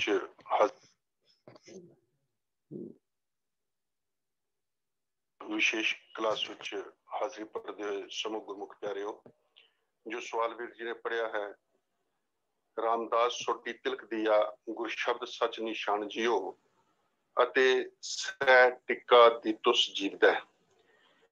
ਇਹਨਾਂ ਦੋਵਾਂ ਤੁਕਾਂ ਵਿੱਚ ਤਿਲਕ ਜਾਂ ਟਿੱਕਾ ਦੇਣਾ ਗੁਰਮਤਿ ਆਸ਼ੇ ਨੂੰ ਕਿਵੇਂ ਪ੍ਰਗਟ ਕਰਦਾ ਹੈ, ਇਹ ਜੋ ਸਵਾਲ ਹੈ ਪੁੱਛਿਆ ਗਿਆ ਹੈ। ਸੋ ਗੁਰੂ ਪਿਆਰੇ ਵਾਲਿਓ, ਜਦੋਂ ਅਸੀਂ ਗੁਰੂ ਨਾਨਕ ਪਾਤਸ਼ਾਹ ਦੇ ਇਸ ਨਿਆਰੇ ਖਾਲਸੇ ਦੀ ਗੱਲ ਕਰਦੇ ਹਾਂ ਤਾਂ ਸਤਿਗੁਰੂ ਪਾਤਸ਼ਾਹ ਨੇ ਉਸ ਵੇਲੇ ਜੋ ਇਹ ਆਪਣਾ ਨਿਆਰਾ ਧਰਮ ਸੰਸਾਰ ਦੇ ਅੰਦਰ ਪ੍ਰਗਟ ਕੀਤਾ, ਖਾਸ ਕਰਕੇ ਉਸ ਵੇਲੇ ਜਿੰਨੀਆਂ ਵੀ ਧਾਰਮਿਕ ਪ੍ਰਚਲਿਤ ਰੀਤਾਂ ਸਨ ਜੋ ਕਿ ਪਖੰਡ ਦਾ ਰੂਪ ਧਾਰਨ ਕਰ ਗਈਆਂ ਸਨ, ਸਤਿਗੁਰੂ ਪਾਤਸ਼ਾਹ ਨੇ ਉਹਨਾਂ ਨੂੰ ਇੱਕ ਪਾਸੇ ਰੱਖ ਕੇ ਸੱਚ ਧਰਮ ਜੋ ਸੀ ਉਹ ਸਾਨੂੰ ਦ੍ਰਿੜ ਕਰਾਉਣ ਦਾ ਯਤਨ ਕੀਤਾ ਸੀ। ਜਿੱਥੇ ਤੱਕ ਟਿੱਕਾ ਅਤੇ ਤਿਲਕ ਦੀ ਗੱਲ ਹੈ, ਇਹ ਵੱਖ-ਵੱਖ ਰੂਪ ਦੇ ਵਿੱਚ ਦੇਖਿਆ ਜਾਂਦਾ ਹੈ। ਹਿੰਦੂ ਮਤ ਦੇ ਵਿੱਚੋਂ ਇਸ ਦਾ ਜਨਮ ਹੈ। ਮੱਥੇ ਦੇ ਉੱਤੇ ਤਿਲਕ ਲਾ ਕੇ ਆਪਣੇ ਆਪ ਨੂੰ ਧਰਮੀ ਜੋ ਮਨੁੱਖ ਹੈ ਉਹ ਸਾਬਤ ਕਰਨ ਦਾ ਯਤਨ ਕਰਦਾ ਹੈ। ਫਿਰ ਇਹਦੇ ਨਾਲ ਟਿੱਕਾ ਜੋ ਹੈ ਇਹ ਨਿਸ਼ਾਨੀ ਵੀ ਹੈ, ਇੱਕ ਤਾਂ ਧਰਮੀ ਦੀ ਨਿਸ਼ਾਨੀ ਹੈ, ਦੂਜਾ ਇਸ ਨੂੰ ਚੰਗਾ ਵੀ ਸਮਝਿਆ ਜਾਂਦਾ ਹੈ ਤੇ ਇਹਦੇ ਵਿੱਚ ਜੋ ਉਸ ਧਰਮ ਦੇ ਨਾਲ ਜੁੜਿਆ ਹੋਇਆ ਇਹ ਇੱਕ ਕਹਿ ਸਕਦੇ ਹਾਂ ਭਈ ਇੱਕ ਉਹਨਾਂ ਦਾ ਧਾਰਮਿਕ ਸਿਧਾਂਤ ਹੈ। ਪਰ ਜਦੋਂ ਅਸੀਂ ਗੁਰੂ ਪਾਤਸ਼ਾਹ ਦੇ ਜੀਵਨ ਦੇ ਵਿੱਚੋਂ ਦੇਖਦੇ ਹਾਂ, ਗੁਰਬਾਣੀ ਚੋਂ ਦੇਖਦੇ ਹਾਂ, ਤੇ ਸਤਿਗੁਰੂ ਪਾਤਸ਼ਾਹ ਨੇ ਤਿਲਕ ਅਤੇ ਟਿੱਕੇ ਨੂੰ ਗੁਰਮਤਿ ਦੇ ਅੰਦਰ ਕੋਈ ਥਾਂ ਨਹੀਂ ਦਿੱਤੀ। ਕਾਨੜਾ ਮਹਿਲਾ 5ਵਾਂ ਸਤਿਗੁਰੂ ਪਾਤਸ਼ਾਹ ਬਖਸ਼ਿਸ਼ ਕਰਦੇ ਹਨ, ਵਰਤ ਨੇਮ ਤੀਰਥ ਸਹਿਤ ਗੰਗਾ, ਜਲ ਹੇਵਤ ਭੂਖ ਅਰ ਨੰਗਾ, ਪੂਜਾ ਚਾਰ ਕਰਤ ਮਿਲੰਗਾ, ਚੱਕਰ ਕਰਮ ਤਿਲਕ ਖਾਟੰਗਾ, ਦਰਸ਼ਨ ਭੇਟੇ ਬਿਨ ਸਤਸੰਗਾ। ਸਤਿਗੁਰੂ ਪਾਤਸ਼ਾਹ ਨੇ ਸ਼ਬਦ ਦੇ ਅੰਦਰ ਜੋ ਵੀ ਉਸ ਵੇਲੇ ਦੀਆਂ ਧਾਰਮਿਕ ਚਿੰਨ੍ਹ ਜੋ ਇੱਕ ਰੀਤ ਦਾ ਰੂਪ ਧਾਰਨ ਕਰ ਚੁੱਕੀਆਂ ਸਨ ਅਤੇ ਕੇਵਲ ਚਿੰਨ੍ਹ ਹੀ ਜੋ ਸਨ ਉਹ ਧਰਮ ਮੰਨੇ ਜਾਂਦੇ ਸਨ, ਸਤਿਗੁਰਾਂ ਨੇ ਉਹਨਾਂ ਨੂੰ ਜੋ ਹੈ ਇਹਦੇ ਵਿੱਚ ਖਾਸ ਕਰਕੇ ਜਦੋਂ ਸਤਿਗੁਰੂ ਪਾਤਸ਼ਾਹ ਨੇ ਉਸ ਨੂੰ ਉਜਾਗਰ ਕੀਤਾ, ਸੱਚ ਕਰਕੇ ਦੱਸਿਆ ਭਈ ਕੇਵਲ ਚਿੰਨ੍ਹ ਜੋ ਨੇ ਉਹ ਧਰਮ ਨਹੀਂ ਹੋ ਸਕਦੇ, ਤਾਂ ਉਹਦੇ ਅੰਦਰ ਤਿਲਕ ਦੀ ਵੀ ਗੱਲ ਕੀਤੀ ਕਿ 6 ਵੱਖ-ਵੱਖ ਤਰੀਕੇ ਦੇ ਨਾਲ ਤਿਲਕ ਜੋ ਨੇ ਇਹ ਉਸ ਮੱਤ ਦੇ ਮੰਨਣ ਵਾਲੇ ਲਾਉਂਦੇ ਨੇ। 2 ਲੱਤਾਂ ਦੇ ਉੱਤੇ, 2 ਬਾਹਾਂ ਦੇ ਉੱਤੇ, ਛਾਤੀ ਦੇ ਉੱਤੇ, ਸਿਰ ਦੇ ਉੱਤੇ, ਚੱਕਰ ਕਰਮ ਤਿਲਕ ਖਾਟੰਗਾ, ਚੱਕਰ ਕਰਮ ਤਿਲਕ ਖਾਟੰਗਾ। ਹੁਣ ਸਤਿਗੁਰੂ ਪਾਤਸ਼ਾਹ ਨੇ ਦੀ ਬਾਣੀ ਦੇ ਅੰਦਰ ਹੀ ਭਗਤ ਜੀ ਬਖਸ਼ਿਸ਼ ਕਰਦੇ ਹਨ, ਮਾਥੈ ਤਿਲਕ ਹੱਥ ਮਾਲਾ ਬਾਨਾ, ਲੋਗਨ ਰਾਮ ਖਿਡੌਣਾ ਜਾਨਾ, ਕਿ ਭਈ ਮੱਥੇ ਦੇ ਉੱਤੇ ਤਿਲਕ ਲਾ ਕੇ ਹੱਥ ਦੇ ਵਿੱਚ ਮਾਲਾਂ ਪਕੜੀ ਹੋਈ ਲੋਕੀ ਜੋ ਨੇ ਉਹ ਕੇਵਲ ਆਪਣੇ ਬਾਹਰੀ ਭੇਖਾਂ ਦੇ ਨਾਲ ਜੁੜੇ ਹੋਏ ਪ੍ਰਮਾਤਮਾ ਨੂੰ ਖਿਡੌਣਾ ਸਮਝਦੇ ਨੇ ਕਿ ਪ੍ਰਮਾਤਮਾ ਪਤੀਤ ਜਾਵੇਗਾ। ਫਿਰ ਗਲ ਮਾਲਾ ਤਿਲਕ ਲਟਨ ਦੋ ਧੋਤੀ ਬਸਤਰ ਕਪਾਟਨ। ਸਤਿਗੁਰੂ ਪਾਤਸ਼ਾਹ ਨੇ ਆਸਾ ਦੀ ਵਾਰ ਦੇ ਅੰਦਰ ਵੀ ਇਸ ਨੂੰ ਪਖੰਡ ਦੇ ਰੂਪ ਵਿੱਚ ਹੀ ਲਿਆ ਹੈ। ਕਹਿਣ ਤੋਂ ਭਾਵ ਕਿ ਗੁਰਬਾਣੀ ਨੇ ਤਿਲਕ ਨੂੰ ਜਾਂ ਟਿੱਕੇ ਨੂੰ ਕਿਤੇ ਵੀ ਜੋ ਹੈ ਗੁਰਮਤਿ ਦੇ ਅੰਦਰ ਥਾਂ ਨਹੀਂ ਦਿੱਤੀ। ਗੁਰੂ ਪਾਤਸ਼ਾਹ ਨੇ ਭਾਈ ਗੁਰਦਾਸ ਜੀ ਵੀ ਬਖਸ਼ਿਸ਼ ਕਰਦੇ ਹਨ, 12 ਤਿਲਕ ਮਿਟਾਏ ਕੈ ਗੁਰਮੁਖ ਤਿਲਕ ਨਿਸ਼ਾਨ ਚੜਾਇਆ, ਕਿ ਜੋ ਉਸ ਵੇਲੇ ਉਸ ਧਰਮ ਦੇ ਜੋ ਸਨਾਤਨ ਮਤ ਸੀ ਜਾਂ ਜੋ ਵੈਸ਼ਨਵ ਮਤ ਸੀ ਉਹਨਾਂ ਦੇ ਅਨੁਸਾਰ ਜੋ ਤਿਲਕ ਲਾਉਣ ਦੇ ਵੱਖਰੇ ਵੱਖਰੇ ਢੰਗ ਸਨ, 12 ਤਰੀਕੇ ਦੇ ਉਹ ਤਿਲਕ ਲਾਇਆ ਕਰਦੇ ਸਨ ਆਪਣੇ ਆਪਣੇ ਤਰੀਕੇ ਨਾਲ, ਅਤੇ ਉਹਦਾ ਕਾਰਨ ਹੀ ਇਹ ਸੀ ਕਿ ਆਪਣੀ ਆਪਣੀ ਆਇਡੈਂਟੀਟੀ ਨੂੰ ਜ਼ਿੰਦਾ ਰੱਖਣ ਦੇ ਵਾਸਤੇ ਫਿਰਕੇ ਜੋ ਹਨ ਉਹ ਬਣ ਰਹੇ ਸਨ। ਤਾਂ ਭਾਈ ਗੁਰਦਾਸ ਜੀ ਕਹਿੰਦੇ ਨੇ ਕਿ ਗੁਰੂ ਕੇ ਸਿੱਖਾਂ ਨੇ ਇਹਨਾਂ ਤਿਲਕ ਜੋ ਸਨ ਇਹ ਇਹਨਾਂ ਨੂੰ ਇੱਕ ਪਾਸੇ ਰੱਖ ਕੇ ਜੋ ਸੀ ਉਹ ਨਿਸ਼ਾਨ ਜੋ ਸੀ ਗੁਰਮੁਖ ਨਿਸ਼ਾਨ ਭਾਵ ਗੁਰਮਤਿ ਦਾ ਨਿਸ਼ਾਨ ਜੋ ਗੁਰਬਾਣੀ ਦਾ ਰੰਗ ਸੀ ਉਸੇ ਨੂੰ ਹੀ ਜੋ ਹੈ ਤਿਲਕ ਕਰਕੇ ਮੰਨਿਆ ਹੈ। ਤੇ ਇਹ ਵੈਸ਼ਨਵ ਦੇ 12 ਤਿਲਕ ਜੋ ਸਨ ਇਹ ਸਰੀਰ ਦੇ ਵੱਖ-ਵੱਖ ਜੋ ਹਿੱਸਿਆਂ ਦੇ ਉੱਤੇ ਉਹ ਲੋਕੀ ਲਾਇਆ ਕਰਦੇ ਸਨ। 52 ਹਦਾਇਤਾਂ ਜਦੋਂ ਗੁਰੂ ਪਾਤਸ਼ਾਹ ਦੀਆਂ ਅਸੀਂ ਪੜ੍ਹਦੇ ਹਾਂ ਦਸਮ ਪਾਤਸ਼ਾਹ ਦੀਆਂ, ਤੇ ਉਹਦੇ ਵਿੱਚ ਸਤਿਗੁਰੂ ਬਖਸ਼ਿਸ਼ ਕਰਦੇ ਹਾਂ ਰਹਿਤ 5 ਕਕਾਰਾਂ ਦੀ ਹੀ ਰੱਖੇ, ਕਿ ਗੁਰੂ ਕਾ ਸਿੱਖ ਕੇਵਲ 5 ਕਕਾਰਾਂ ਦੀ ਹੀ ਰਹਿਤ ਜੋ ਹੈ ਰੱਖੇ। ਫਿਰ ਪੁਰਾਤਨ ਹਵਾਲਿਆਂ ਵਿੱਚ ਰਹਿਤਨਾਮਾ ਭਾਈ ਚੋਪਾ ਸਿੰਘ ਜੀ ਦੇ ਅਨੁਸਾਰ ਗੁਰੂ ਕਾ ਸਿੱਖ ਜੰਜੂ ਟਿੱਕੇ ਕੀ ਕਾਨ ਨਾ ਕਰੇ, ਮਤਲਬ ਇਹਦੀ ਪਾਲਣਾ ਨਾ ਕਰੇ। ਭਾਈ ਦਿਆ ਸਿੰਘ ਜੀ ਦੇ ਰਹਿਤਨਾਮੇ ਅਨੁਸਾਰ ਤਿਲਕ ਧਾਗਾ ਕਾਢ ਕੀ ਮਾਲਾ ਧਰੇ ਸੋ ਤਨਖਾਈਆ, ਕਿ ਜਿਹੜਾ ਤਿਲਕ ਲਾਵੇ ਜਨੇਊ ਪਾਵੇ ਜਾਂ ਹੱਥ ਦੇ ਵਿੱਚ ਕਾਠ ਦੀ ਮਾਲਾ ਲੈ ਕੇ ਫਿਰੇ ਤੇ ਉਹ ਜਿਹੜਾ ਹੈ ਤਨਖਾਈਆ ਹੈ। ਪੁਰਾਤਨ ਲਿਖਤਾਂ ਦੇ ਵਿੱਚ ਵੀ ਜਦੋਂ ਜ਼ਕਰੀਆ ਖਾਨ ਬਹਾਦਰ ਨੇ ਨਾਦਰ ਸ਼ਾਹ ਨੂੰ ਸਿੱਖਾਂ ਦੀ ਪਹਿਚਾਣ ਦੱਸੀ ਸੀ ਤੇ ਉਸਨੇ ਇੱਕ ਗੱਲ ਦੇ ਵਿੱਚ ਇਹ ਗੱਲ ਸਾਫ਼ ਲਿਖੀ ਸੀ ਕਿ ਉਹਨਾਂ ਦੇ ਨਾਲੋਂ ਬਿਲਕੁਲ ਵੱਖਰੇ ਨੇ। ਗੰਗਾ ਤਿਕ ਤੀਰਥ ਨ ਜਾਵੇਂ ਸੁਤਕ ਭਾਤਕ ਨ ਮਨਾਵੇਂ, ਜੰਜੂ ਤਿਲਕ ਨਾ ਛਾਪਾ ਧਾਰੈ, ਸ਼ਰਾ ਹਿੰਦੂਆਂ ਕੀ ਨਾ ਪਾਰੈ, ਬੋਧੀ ਧੋਤੀ ਤੁਲਸੀ ਮਾਲਾ, ਹੋਮ ਸਰਾਧ ਨਾ ਖਿਆਏ ਸੰਭਾਲੈ। ਇੱਥੇ ਵੀ ਉਸਨੇ ਜੰਜੂ ਤਿਲਕ ਨਾ ਛਾਪਾ ਧਾਰਾ ਹੈ। ਇਹ ਗੱਲ ਸਪਸ਼ਟ ਕਰਦੀ ਹੈ ਕਿ ਸਿੱਖ ਮਤ ਦੇ ਅੰਦਰ ਇਹ ਜੋ ਤਿਲਕ ਜਾਂ ਟਿੱਕੇ ਦੀ ਗੱਲ ਹੈ ਇਹ ਬਿਲਕੁਲ ਪ੍ਰਚਲਿਤ ਨਹੀਂ ਸੀ। ਹੁਣ ਅਸੀਂ ਇਸ ਗੱਲ ਵਾਲੇ ਪਾਸੇ ਆਉਂਦੇ ਹਾਂ ਕਿ ਇਹ ਜੋ ਇੱਥੇ ਤਿਲਕ ਅਤੇ ਜੋ ਟਿੱਕੇ ਦੀ ਗੱਲ ਹੋਈ ਹੈ ਇਹ ਕੀ ਗੱਲ ਹੈ, ਇਹ ਕਿਸ ਸਤਿਗੁਰੂ ਪਾਤਸ਼ਾਹ ਦਾ ਇੱਥੇ ਜੋ ਤਿਲਕ ਜਾਂ ਟਿੱਕਾ ਅੱਖਰ ਜੋ ਲਿਖਣਾ ਇਹ ਕੀ ਹੈ। ਮੈਂ ਇਹਦੇ ਵਾਸਤੇ ਥੋੜਾ ਜਿਹਾ ਗੱਲ ਕਰਨੀ ਚਾਹਾਂਗਾ ਕਿ ਹਿੰਦੂ ਮਤ ਦੇ ਅੰਦਰ ਜਦੋਂ ਕਿਸੇ ਨੂੰ ਰਾਜ ਤਿਲਕ ਦਿੱਤਾ ਜਾਂਦਾ ਸੀ ਜਾਂ ਕੋਈ ਜ਼ਿੰਮੇਵਾਰੀ ਦਿੱਤੀ ਜਾਂਦੀ ਸੀ, ਰਾਜ ਭਾਗ ਦਿੱਤਾ ਜਾਂਦਾ ਸੀ, ਤੇ ਉਸ ਦਾ ਜੋ ਸੀ ਰਾਜ ਅਭਿਸ਼ੇਕ ਮਤਲਬ ਉਹਨੂੰ ਤਿਲਕ ਲਾਇਆ ਜਾਂਦਾ ਸੀ। ਉਹਦੇ ਮੱਥੇ ਦੇ ਉੱਤੇ ਨਿਸ਼ਾਨ ਲਾ ਕੇ ਇਹ ਗੱਲ ਸਾਬਤ ਕਰ ਦਿੱਤੀ ਜਾਂਦੀ ਸੀ ਕਿ ਅੱਜ ਤੋਂ ਬਾਅਦ ਰਾਜ ਭਾਗ ਦੀ ਜ਼ਿੰਮੇਵਾਰੀ ਇਹ ਲਵੇਗਾ। ਜਾਂ ਕਿਤੇ ਕਿਸੇ ਕੋਈ ਅਖਾੜੇ ਦਾ ਜੋ ਮਹੰਤ ਜੋ ਸੀ ਉਹ ਸੰਸਾਰ ਛੱਡਦਾ ਸੀ ਤੇ ਜਿਹਨੂੰ ਉਹਦੀ ਥਾਂ ਦਿੱਤੀ ਜਾਂਦੀ ਸੀ ਉਹਦਾ ਤਿਲਕ ਕੀਤਾ ਜਾਂਦਾ ਸੀ। ਇਸੇ ਤਰੀਕੇ ਦੇ ਨਾਲ ਘਰ ਦੇ ਅੰਦਰ ਵੀ ਜੇ ਕਿਤੇ ਕਿਸੇ ਨੂੰ ਜ਼ਿੰਮੇਵਾਰੀ ਦਿੱਤੀ ਜਾਂਦੀ ਸੀ, ਕੋਈ ਵੱਡਾ ਅਕਾਲ ਚਲਾਣਾ ਕਰ ਜਾਂਦਾ ਸੀ ਤਾਂ ਉਸ ਦਾ ਤਿਲਕ ਕੀਤਾ ਜਾਂਦਾ ਸੀ। ਇਸ ਤਰੀਕੇ ਦੇ ਨਾਲ ਤਿਲਕ ਤੋਂ ਭਾਵ ਉੱਥੇ ਵੀ ਇੱਕ ਜ਼ਿੰਮੇਵਾਰੀ ਹੀ ਮੰਨੀ ਜਾਂਦੀ ਸੀ। ਪਰ ਇੱਥੇ ਸਤਿਗੁਰੂ ਪਾਤਸ਼ਾਹ ਨੇ ਜੋ ਅਸੀਂ ਬਾਣੀ ਦੇ ਅੰਦਰ ਇਹ ਪ੍ਰਮਾਣ ਆਏ ਨੇ हर पाया सतगुर बोलिया हर मिलिया पुरख सुजान जियो रामदास सोडी तिलक दिया गुर शब्द सच निशान जियो।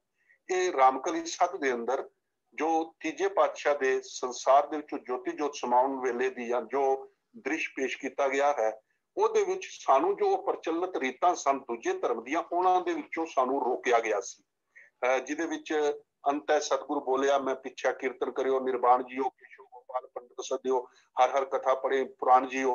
ਤੇ ਇਹਦੇ ਵਿੱਚ ਜੋ ਸਤਿਗੁਰੂ ਪਾਤਸ਼ਾਹ ਨੇ ਉਸ ਵੇਲੇ ਪ੍ਰਚਲਿਤ ਰੀਤਾਂ ਸਨ ਦੂਜੇ ਧਰਮ ਦੀਆਂ ਜੋ ਪਾਖੰਡ ਕੀਤਾ ਜਾ ਰਿਹਾ ਸੀ ਉਹਦੇ ਵਿੱਚੋਂ ਸਾਨੂੰ ਰੋਕਣ ਦਾ ਯਤਨ ਕੀਤਾ ਸੀ। ਤੇ ਪੰਕਤੀਆਂ ਦੇ ਅੰਦਰ ਇਹ ਸਪਸ਼ਟ ਕੀਤਾ ਗਿਆ ਕਿ ਰਾਮਦਾਸ ਸੋਢੀ ਤਿਲਕ ਦਿਆ गुरु शब्द सच निशान जियो कि गुरु अमरदास जी ने सोढी गुरु रामदास जी ਨੂੰ ਗੁਰਗੱਦੀ ਦੀ ਜ਼ਿੰਮੇਵਾਰੀ ਦੇ ਕੇ ਗੁਰੂ ਦਾ ਸ਼ਬਦ ਰੂਪੀ ਜੋ ਸੀ ਉਹ ਸੱਚੀ ਰਾਹਦਾਰੀ ਬਖਸ਼ੀ।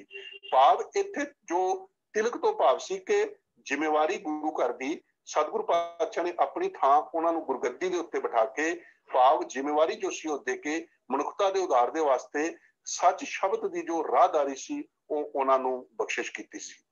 ਤੇ ਦੂਜਾ ਜੋ ਅਸੀਂ ਪ੍ਰਮਾਣ ਸੀ ਸਾਡੇ ਕੋਲ ਉਹ ਸੱਤਾ ਬਲਵੰਡ ਜੀ ਦੀ ਵਾਰ ਦੇ ਵਿੱਚੋਂ ਰਾਮਕਲੀ ਰਾਗ ਦੇ ਵਿੱਚੋਂ ਹੈ ਭਈ ਗੁਰ ਚੇਲੇ ਰਹਿਰਾਸ ਕੀ ਨਾਨਕ ਸਲਾਮਤ ਥਿਵਦਾ ਸੈ ਟਿੱਕਾ ਦਿੱਤੋਸ ਜੀਵਦਾ।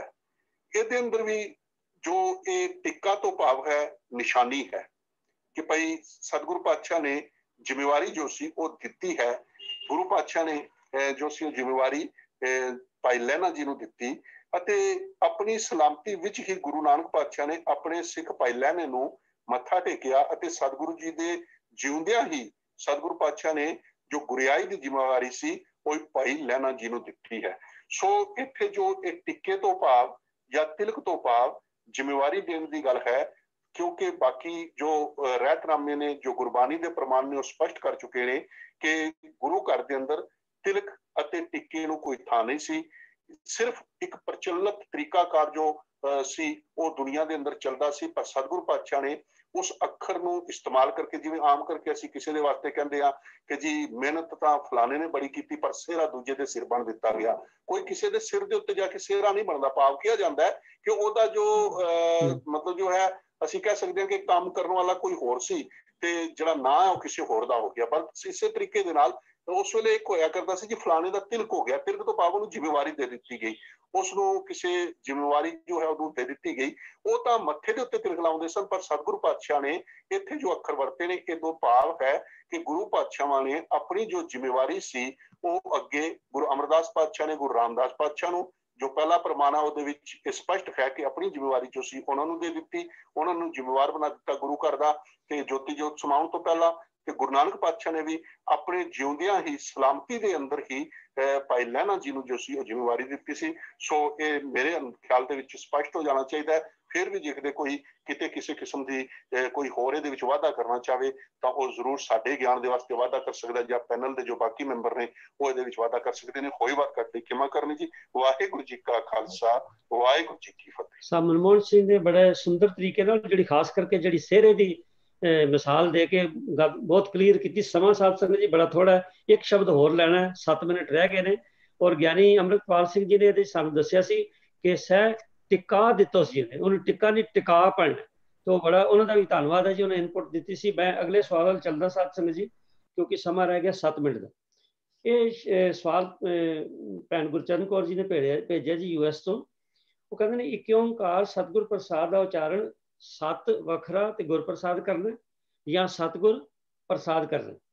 ਸ਼ਬਦ ਦਾ ਜਿਹੜਾ ਦੂਸਰਾ ਪਾਰਟ ਹੈ, ਸਵਾਲ ਦਾ ਦੂਸਰਾ ਪਾਰਟ ਹੈ, ਉਹਦੇ ਵਿੱਚ ਉਹਨਾਂ ਨੇ ਇਹ ਵੀ ਪੁੱਛਿਆ ਕਿ ਜਿਹੜਾ ਮੂਲ ਮੰਤਰ ਦਾ ਉਚਾਰਨ ਹੈ ਇਹ ਆਪਾਂ ਪਹਿਲੇ ਕਰਨਾ ਰਾਗ ਤੋਂ ਕਿ ਬਾਅਦ 'ਚ ਕਰਨਾ। ਕਿਉਂਕਿ ਕਈਆਂ ਬੀੜਾਂ ਦੇ ਵਿੱਚ ਜਿਹੜਾ ਇਹ ਮੂਲ ਮੰਤਰ ਹੈ ਇਹ ਪਹਿਲੇ ਲਿਖਿਆ ਤੇ ਬਾਅਦ ਵਿੱਚ ਰਾਗ ਦਾ ਨਾਮ ਹੈ।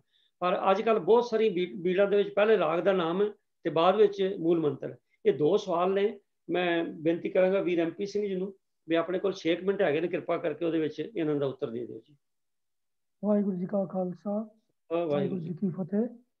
ਤੋਂ ਪਹਿਲਾਂ ਜਿਹੜਾ ਦੂਜਾ ਪਾਰਟ ਹੈ ਸਵਾਲ ਦਾ ਉਹਦੀ ਗੱਲ ਕਰ ਲੈਂਦੇ ਹਾਂ ਕਿ ਮੂਲ ਮੰਤਰ ਦਾ ਉਚਾਰਨ ਪਹਿਲੋਂ ਹੀ ਹੋਣਾ ਚਾਹੀਦਾ ਹੈ ਜੋ ਮੰਗਲ ਦੇ ਰੂਪ ਦੇ ਵਿੱਚ ਅੰਕਿਤ ਕੀਤਾ ਜਾਂਦਾ ਹੈ।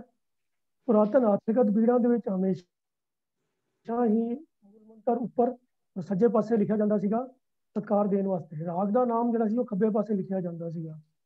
तो ये स्पष्ट सी कि उच्चारण मूल मंत्र का पहलों होएगा, तो राग जो कि शब्दों का सिरलेख है वो बाद में उच्चारण किया जाएगा। ये सज्जे पासे लिखा भी इसे पिछे जाता सीगा कि ये ऊपर है, इनू पहला पढ़ना है। पर ये छापे की बीड़ा में जो छपाई हुई तो उदों फिर जो किसी को समझ आई उन्होंने किधरे ऊपर कर दिता, किधरे थले कर दिता। तो अगर जो असी थले पासों चलना शुरू करिए ऊपर वाल नूं, तो हर जगह सिरलेख ਜਿਹੜਾ ਹੈ ਰਾਗ ਦਾ ਹੁੰਦਾ ਹੈ। ਤੇ ਜੇ ਸਭ ਤੋਂ ਪਹਿਲੇ ਸ਼ਬਦ ਤੇ ਪਹੁੰਚਾਂਗੇ ਤੇ ਫਿਰ ਜੇ ਮੰਗਲ ਪਿੱਛੋਂ ਲਿਖਿਆ ਹੋਏਗਾ ਤੇ ਉਹ ਸਿਰਲੇਖ ਤੇ ਮੰਗਲ ਬਣ ਜਾਏਗਾ, ਯਾਨੀ ਮੂਲ ਮੰਤਰ। ਤੇ ਉਸ ਤੋਂ ਉੱਤੇ ਜਾ ਕੇ ਫਿਰ ਰਾਗ ਦਾ ਨਾਮ ਆਏਗਾ, ਜੋ ਕਿ ਲੌਜੀਕਲ ਨਹੀਂ ਹੈ। तो सिद्धांतक तौर के उत्ते मंगलाचरण मूल मंत्र का उच्चारण पहलों ते राग का नाम पिछों आना चाहिए है। हुण असीं गल करते हैं मूल मंत्र के स्वरूप की। जिवें कि आप सारे जानते ही हो कि मूल मंत्र के 4 ਵੱਖ-ਵੱਖ स्वरूप हैं गुरु ग्रंथ साहब जी के अंदर। एक जिहड़ा संपूर्ण स्वरूप है, सारे ही अब उस बारे जानते ही हैं कि एक ओंकार सतनाम करता पुरख निरभव निर्वैर अकाल मूरत अजूनी सहबंग गुर प्रसाद। तो जिथे किधरे छोटे स्वरूप के भी मूल मंत्र आया है तो भी वो भाव अर्थ जोड़े हैं वो सेम ही मन्ने जाते हैं। तो जोड़े ये 4 ਵੱਖੋ ਵੱਖਰੇ स्वरूप हैं ਉਹਦਾ वृतांत इस तरह है कि जोड़ा संपूर्ण मूल मंत्र है वो 33 बार आया है सारे गुरु ग्रंथ साहब जी के अंदर। फिर 8 बारी इस तो छोटा स्वरूप आया है एक ओंकार सतनाम करता पुरख गुर प्रसाद। केवल 2 बारी इस तो भी छोटा स्वरूप आया है एक ओंकार सतनाम गुर प्रसाद। 524 बार सब तो संखेप रूप है एक ओंकार सत गुर प्रसाद। हुण देखने वाली गल है कि सारे चारों स्वरूपों के अंदर गुर प्रसाद का स्वरूप जोड़ा है वो शक्ल उसका उच्चारण सेम है। उस तो पहला तो जी शब्दावली है उन्होंने अंदर फर्क आया है।